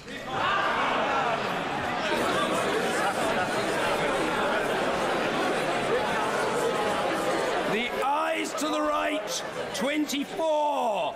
The noes to the left, 600. So the noes have it. The noes have it. Unlock. Thank you. One more heave. Order. I now put the main question to the House. The main question in the name of the Prime Minister. The question is the main motion in the name of the Prime Minister. As many as are of that opinion say aye. Aye! Aye! Of the contrary, no. No! Division! Clear the lobby! And so we're now immediately pretty much into voting on the main motion as not amended by John Barron's Amendment F. That was lost by about as crushing a margin as I think I've ever seen in a Commons vote, 600 to 24, a majority of 576. Ooch. Yes, I think you can call that pretty comprehensive. In fact, actually looking at that, it only attracted 10 more votes than the number of signatories when it went down on the order paper. So it's really not picked up much support at all. Interesting that a number of MPs perhaps not voted in that division. So 624, 650 MPs. If you take out the Speaker and Sinn Féin MPs, 7 of them who don't vote, then that all adds up to suggest that possibly a number of MPs did not participate. I possibly suppose there might be some abstentions. There might be a couple of people who are unavoidably absent ill. Yes, yeah. I know that there are said to be a couple of MPs whose health wasn't up to attending today. But I think you could also hear the irritation from some people in the Commons that they'd been required to go through this elaborate procedure when the vast majority of the House was so evidently against John Barron's amendment. So I think that there were a few snarls when such a landslide majority was announced. Yes, I mean you could hear that detector in the House. Some frustration when the voice call was held. Clearly, the noes, I think, on the voice had it, and yet the Speaker still called the division. I think probably understandably, he just wanted to make sure on something as important as this. But yes, some MPs may have chosen to sit on their hands and not participate as well. Yes, indeed. Well, now is the really big moment, though. This is the final vote on the Prime Minister's deal, at least in this round. Is the main motion in the name of the Prime Minister. As many as have that opinion say aye. Aye. Of the contrary, no. No. Tellers for the ayes. Wendy Morton and Ian Stewart. Tellers for the noes, Vicky Foxcroft and Nick Smith. Yes, well, the announcement of the tellers there, those are the MPs who participate in the counting process. Much more straightforward this time. You don't have to find backbenchers to tell for a backbench amendment. And so we've got Wendy Morton and Ian Stewart on the Conservative side, and Vicky Foxcroft. And who's the second teller? It was Nick Smith. And Vicky Foxcroft and Nick Smith, both Labour frontbenchers. So that will clearly be a fairly straightforward clash now, presided over by the two-party machines, but with the other parties falling in beside their respective allies in all this. And I think it's pretty much the Conservatives' official line, plus everybody else in terms of other parties on the other side, minus a few Labour rebels. And this is going to be one of the really interesting things about this this vote. There was a lot of talk that some Labour MPs who supported Brexit or who were representing very pro-Brexit seats from the referendum might decide to back the Prime Minister's deal. A few of them announced their intention to do so in the course of the debate today. So it'll be interesting to see how many more there are. Are there some sort of submarine Brexiteers who are now going to have to surface and hoist their true colours?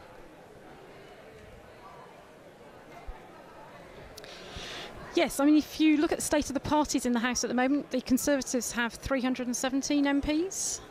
So we'll be looking at how the numbers stack up against that figure.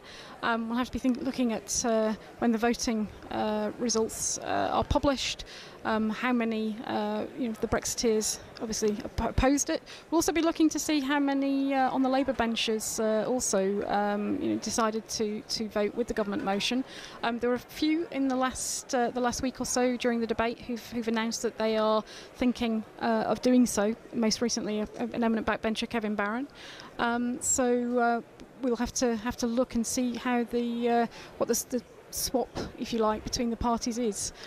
Interestingly, also be interesting to look at. There's 8 independent MPs at the moment. Quite a high number. Yes, and most of them predominantly Labour MPs who have either resigned or lost the whip for a variety of reasons. Some matters of principle, difficulties with their local constituency parties. Some of them have lost it as a result of misbehaviour or perceived misbehaviour, allegations of misbehaviour in the sexual harassment and bullying scandals that have beset Parliament in the last couple of years. So it'll be interesting to see whether they turn out and whether they vote and whether they follow the whip.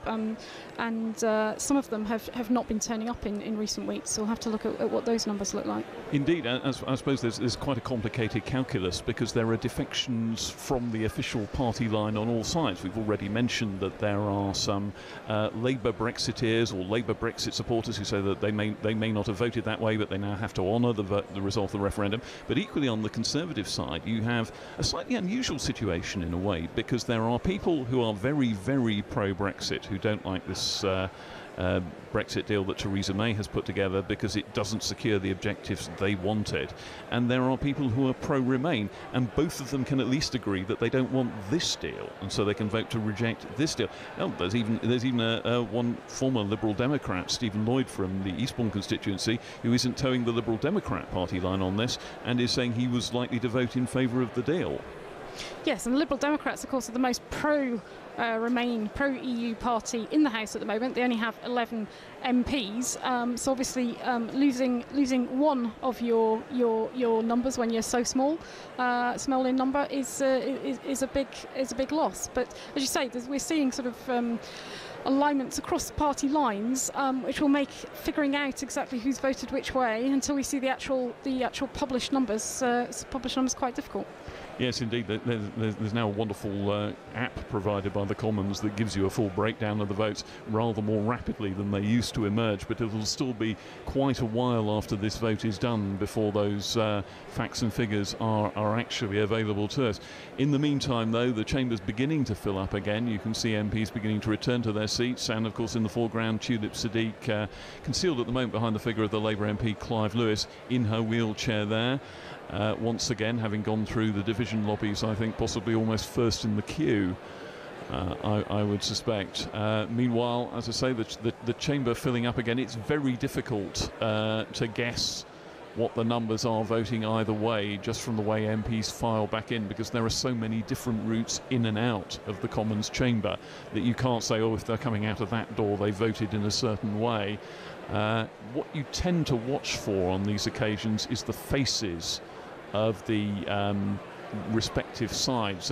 Unfortunately, the front benches are a little bit far away to judge that at the moment. But when we get closer pictures, perhaps we'll be able to see a bit of body language of triumph or defeat in due course. I don't think Theresa May's yet re-entered the chamber, although I think I can just about detect the head of the Brexit Secretary, Stephen Barclay, on the government front bench there. And the leading Brexiteer, Sir John Redwood, just taking his seat in the back benches now. But I suppose the upshot of this vote is that the government and indeed the opposition parties will have a much clearer handle on how many of their MPs are prepared to break the party whip over Brexit, because Brexit runs so far across party lines. It's one of the real reasons why the Westminster system has found this so difficult to handle. The normal Labour versus Conservative alignments don't hold for the whole issue of leaving or staying in the European Union. Labour MPs represent very Brexity and very Remainy seats, and similarly on the Conservative side, and that means that there's a sort of automatic fissure running across the parties. Yes, and ironically, the former Brexit Secretary, when he was in the Cabinet at the end of last year, he actually suggested to the House of Commons Procedure Committee that the government should change the amendment process so that they could get this clean vote on the government's motion. His proposals were not accepted as it happened, but in the end today, with the decision by the opposition and the SNP to withdraw their amendments and Edward Lee not to press his, we are getting that clean vote. So as you say, it means that Theresa May tonight and everybody else will know exactly what the level of support is for her deal. If the majority against it is not as big as many had thought, then she may well have another go. I think it will also be, the European Union will be looking at this and seeing, is this a Prime Minister that can get a deal through?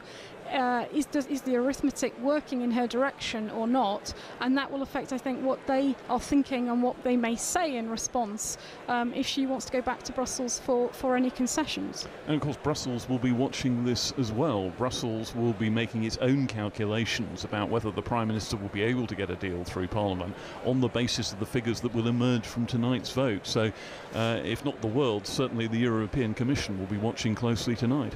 Yes, and the closer it is, if they think that this is a Prime Minister that can possibly get this through on a second go, they might be willing to make some concessions or to do something. We're just hearing that Jean-Claude Juncker, the President of the Commission, will be making a statement after the vote with no exact time yet, but it's presumed to be this evening.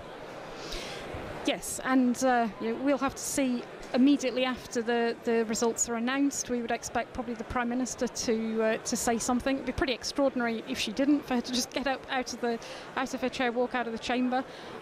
We may or may not have a response from the Leader of the Opposition, depending upon what she says. I understand Jean-Claude Juncker has flown back from an earlier meeting to be in Brussels to make the statement tonight, and so he's changed his diary. And as you said, not just people here in the United Kingdom that are watching this, but all around the world. Yes, indeed. And, well, the vote looks as if it's edging ever closer now. The chamber's almost filled right up again, but no sign yet of those tellers who'll be able to give the government the numbers on the vote, and will be announcing it at the table, I imagine, fairly shortly.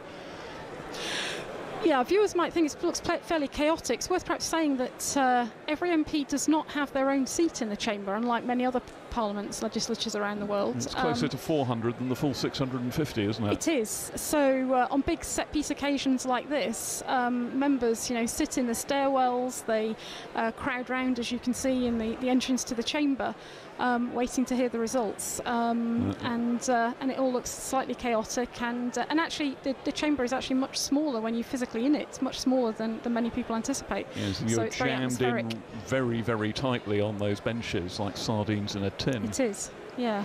And I don't think it will be very comfortable for very long, because even though it's a very lofty room, the chamber does get quite hot with all those people sitting in it for a prolonged period of time. Now I think that's Wendy Morton appearing again, the first sight of a teller. She's walked past the table, so we're not clear what the situation might be. The minor parties, incidentally, I suppose that's the slightly dismissive phrase that's used in Commons jargon. The minor parties, in this case, the Scottish Nationalists are the third biggest party in the House, and they're sitting immediately on the right of your picture, closer to as it were, closer to the viewer, further away from the Speaker, on the front couple of benches there.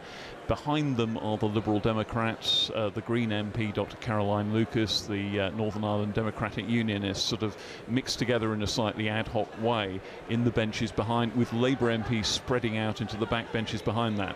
Of course, the opposition is on the right-hand side benches of your picture. The government benches are on the left-hand side behind Theresa May and her cabinet ministers. So we can now see the tellers beginning to assemble in front of the table here, and the government tellers, Wendy Morton and Ian Stewart, are sort of edging towards the government side of the chamber in a way that almost looks as if they're taking a position to announce that they've lost, but maybe I'm getting ahead of myself here.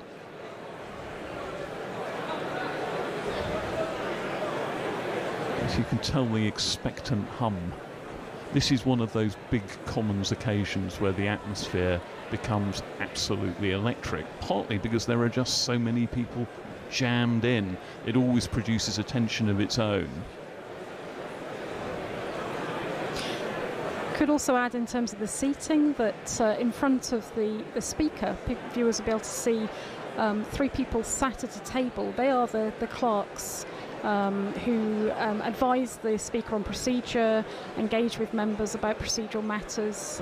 They keep check on time and so on. The most senior clerk, as we look at the picture, the most senior clerk is David Nartzler. He sits at the left-hand side, and you have 2 other clerks. And here we go. Order.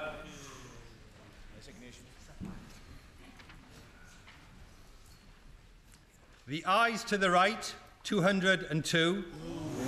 The noes to the left, 432.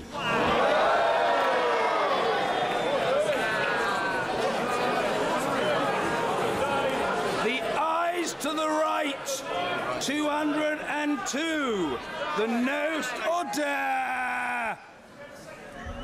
The ayes to the right, 202. The noes to the left, 432. So the noes have it. The noes have it. Unlock. On a point of order. The Prime Minister. Thank you, Mr. Speaker. Mr. Speaker, the House has spoken and the government will listen. It is clear that the House does not support this deal, but tonight's vote tells us nothing about what it does support. Nothing about how or even if it intends to honour the decision the British people took in a referendum Parliament decided to hold. And people, particularly EU citizens who've made their home here, and UK citizens living in the EU, deserve clarity on these questions as soon as possible. Order, order. There's no good people shouting. There will be an opportunity for other points of order, but the Prime Minister must and will be heard. The Prime Minister. Those whose jobs rely on our trade with the EU need that clarity. So, with your permission, Mr. Speaker, I'd like to set out briefly how the government intends to proceed. First, we need to confirm whether this government still enjoys the confidence of the House. I believe that it does, but given the scale and importance of tonight's vote, it's right that others have the chance to test that question if they wish to do so. I can therefore confirm that if the official opposition table a confidence motion this evening in the form required by the Fixed Term Parliaments Act, the Government will make time to debate that motion tomorrow. And if, as happened before Christmas, the official opposition declined to do so, we will, on this occasion, consider making time tomorrow to debate any motion in the form required from the other opposition parties, should they put one forward. Second, if the House confirms its confidence in this Government, I will then hold meetings with my colleagues, our confidence and supply partner, the DUP, and senior parliamentarians from across the House to identify what would be required to secure the backing of the House. The Government will approach these meetings in a constructive spirit, but given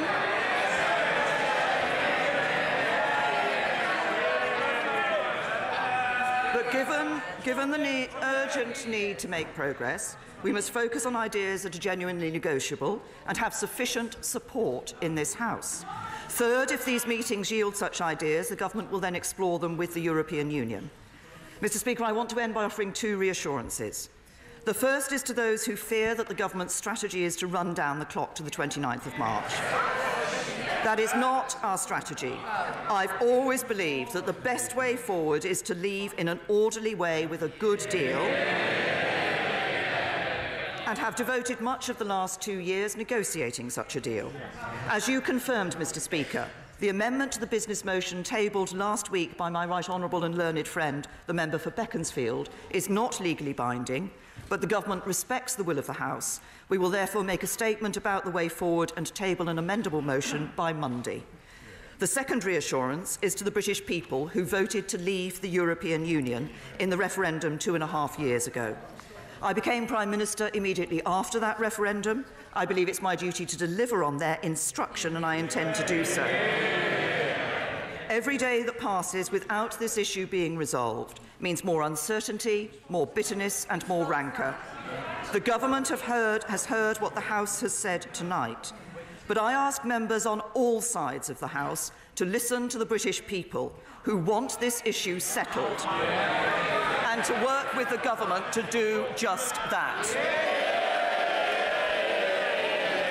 I will come to other colleagues, but first of all, point of order, the Leader of the Opposition, Jeremy Corbyn.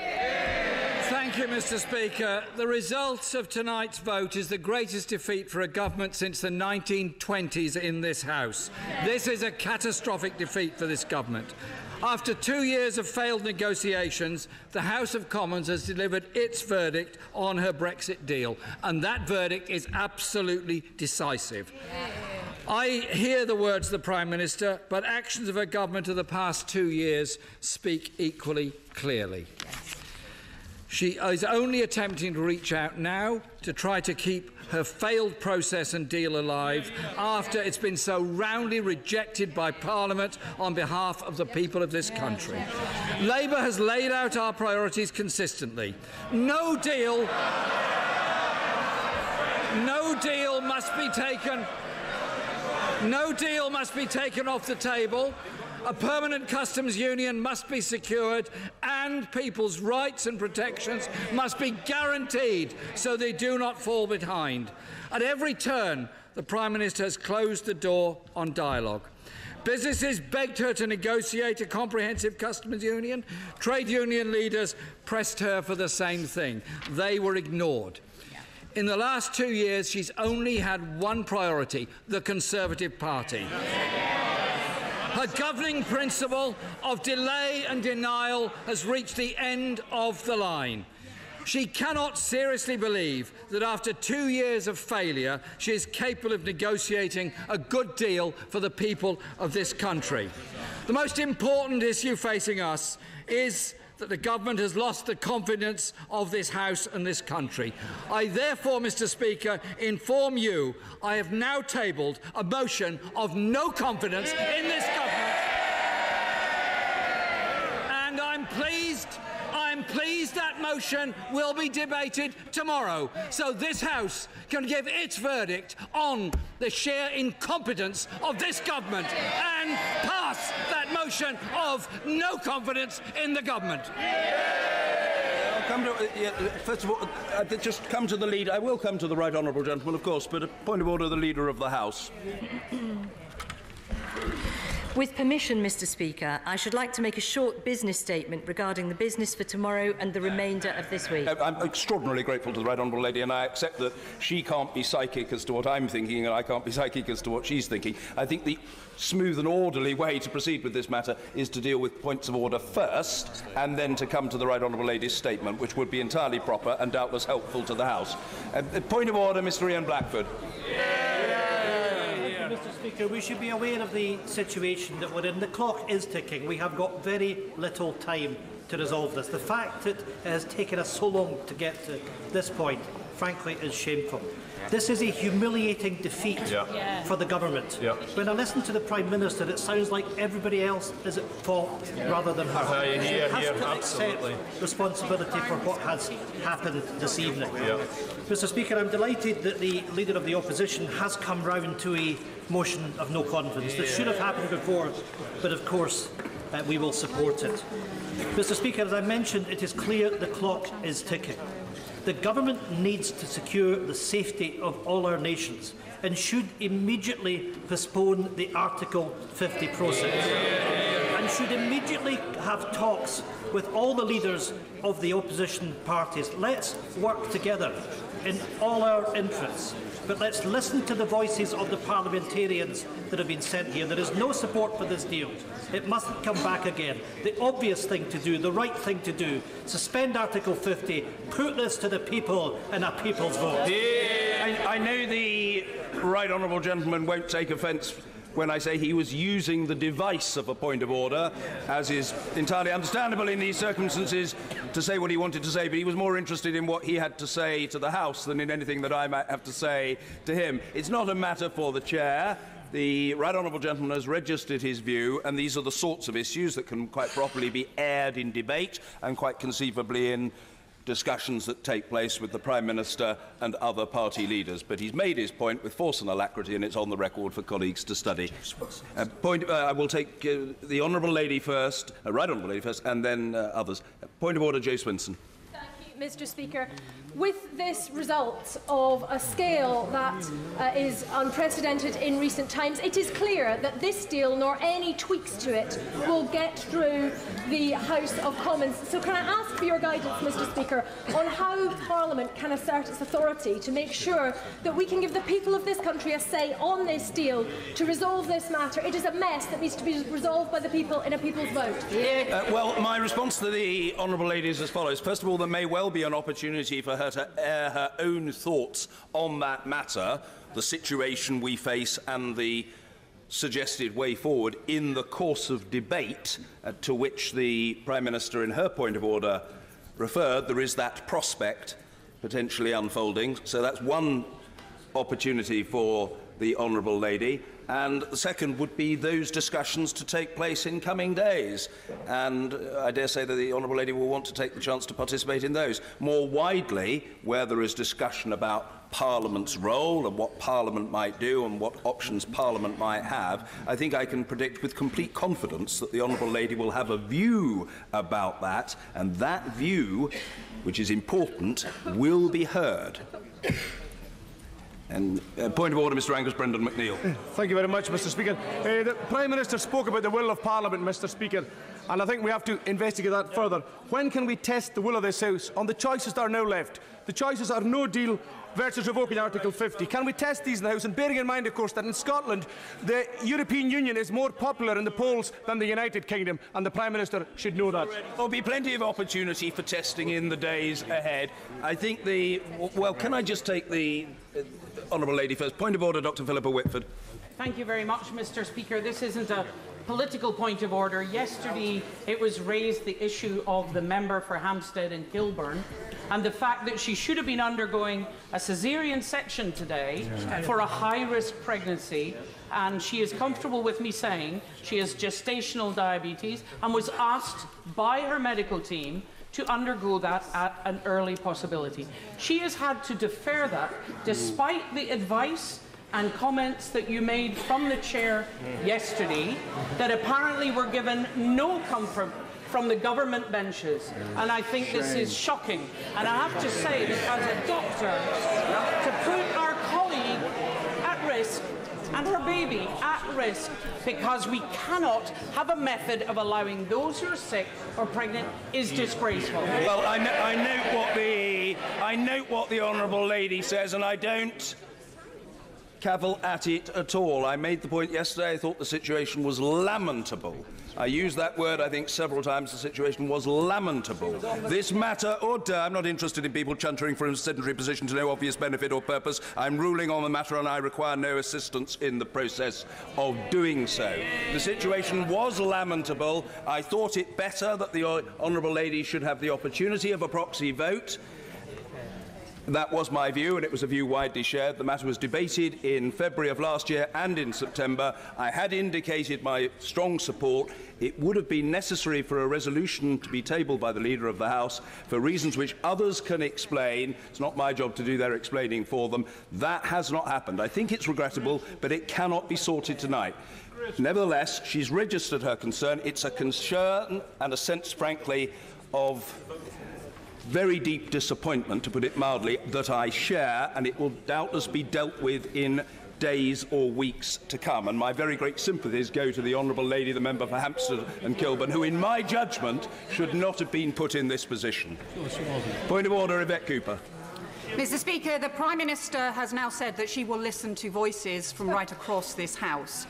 She has obviously had 30 months in which to do that, and it has led to this defeat for the government tonight, which is the greatest for more than 100 years. We must all hope that she will indeed listen to voices from across the House, but we also all recognise that it will take time, and people and businesses and government organisations and institutions will now be worried that there are only just over 70 days left. The Prime Minister did not mention Article 50. Order. People talk about respect in this House, but there's a Minister of the Crown shouting at the Right Honourable Member for Normanton. I say in the kindest way, he's normally a very genial fellow. Stop it. You're capable of much better than that. Yvette Cooper. Given the scale of the challenge, with the clock now really ticking down, the Prime Minister did not mention what will happen to Article 50. Mr. Speaker, can you advise the House on what we might be able to do to urge the Prime Minister, for the sake of businesses and jobs and people across the country, to seek an immediate extension of Article 50 now, so that this can be sorted out?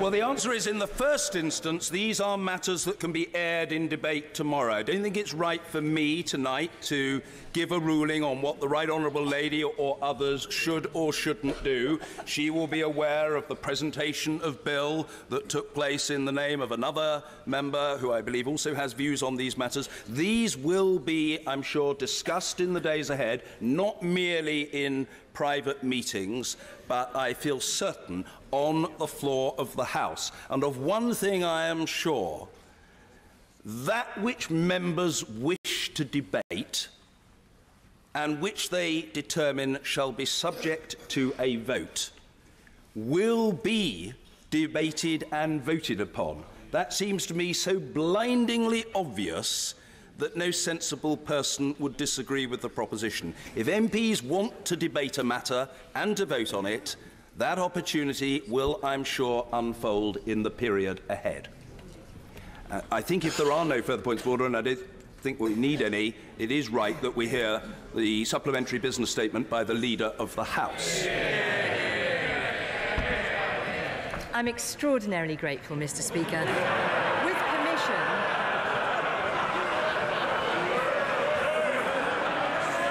Be honest.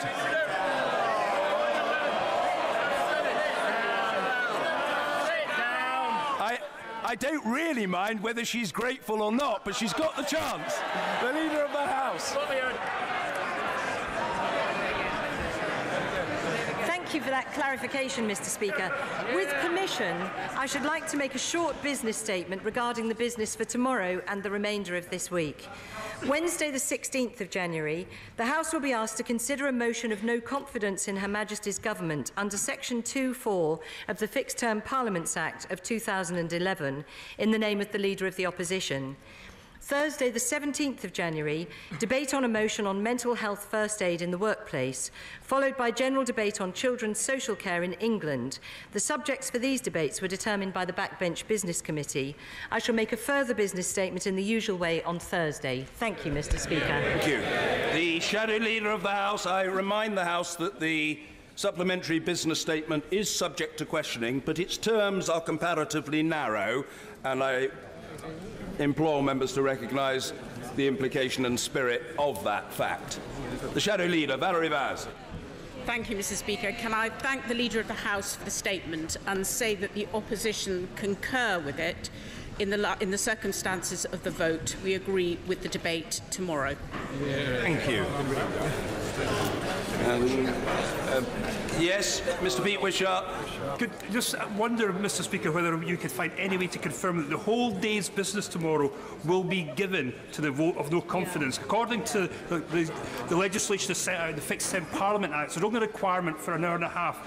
I'm looking to the Leader of the House just to confirm that the whole day will be available. The Chief Whip is shaking his head, so I am sufficiently persuaded that that's going to be the case.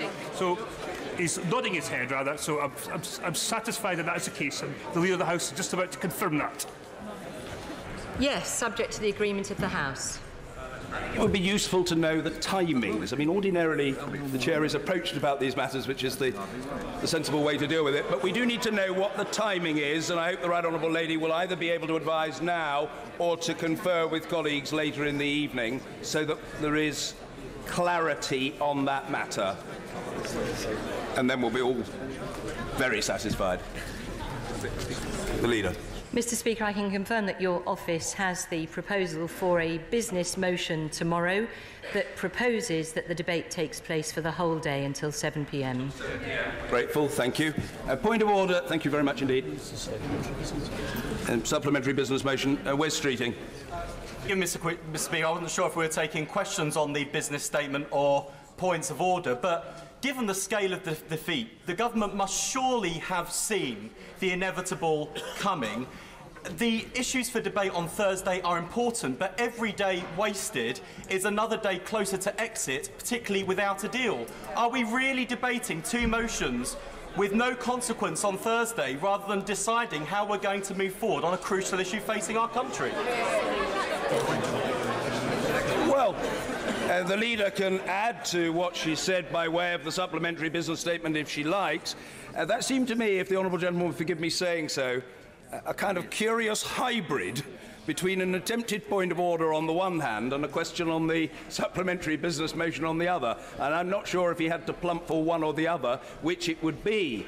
But what I would say to the Honourable Gentleman is that these matters can be aired in debate tomorrow, in the business question on Thursday, and in subsequent days. So I completely understand that the Honourable Gentleman is seized of the importance of early progress, but that opportunity will unfold in days to come, and I think I can predict with confidence that he'll be in his place, ready to leap to his feet to share his point of view with the House.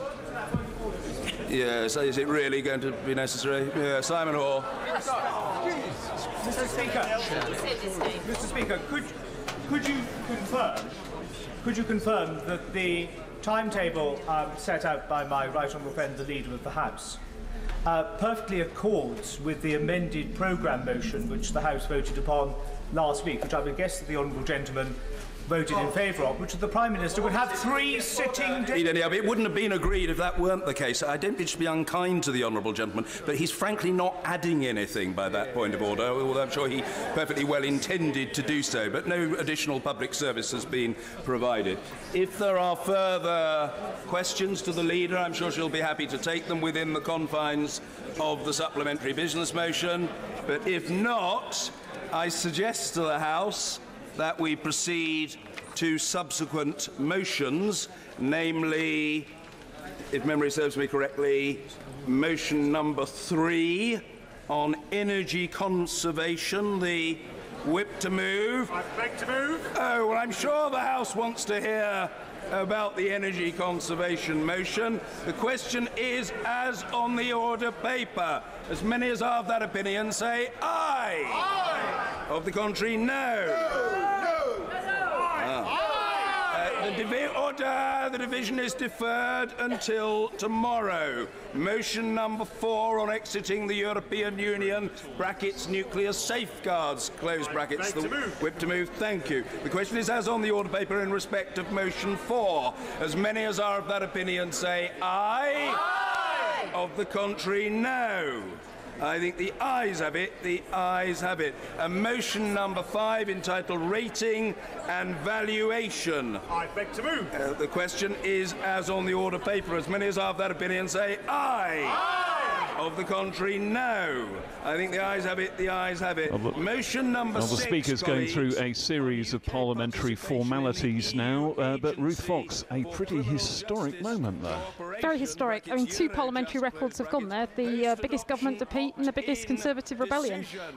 So we know the withdrawal agreement isn't going to get through. Whether we will have a general election, we will know tomorrow. And that may at least start to thaw positions and unfreeze decision-making within the parties about what next. Yes, indeed. I suppose we're moving from the slightly odd position where the government lost a motion by a margin of more than 200 just a few minutes ago to a confidence motion the government probably expects to win. Yes, I mean, that's the great irony of this. The Prime Minister has called it in the expectation that she will win it and assert the confidence of the government, and all will depend upon what the DUP decide tomorrow. Well, now moving in the Commons to the adjournment debate on train services in Chester Street, so it only remains for me to thank you, Ruth Fox, for joining us today, and to thank all our viewers and listeners in BBC Parliament and on C-SPAN in the United States. And the surrounding areas who use the station are having. Tonight we've been consumed by the debate on Brexit, but it is, I think, Mr. Speaker, worth reminding ourselves that other issues are important to our constituents, and despite our very serious deliberations today, our constituents, many are just getting on with their lives. Now, Mr. Speaker, Chester Street Railway Station serves not only the town of Chester Street, but the surrounding villages and communities of North Durham.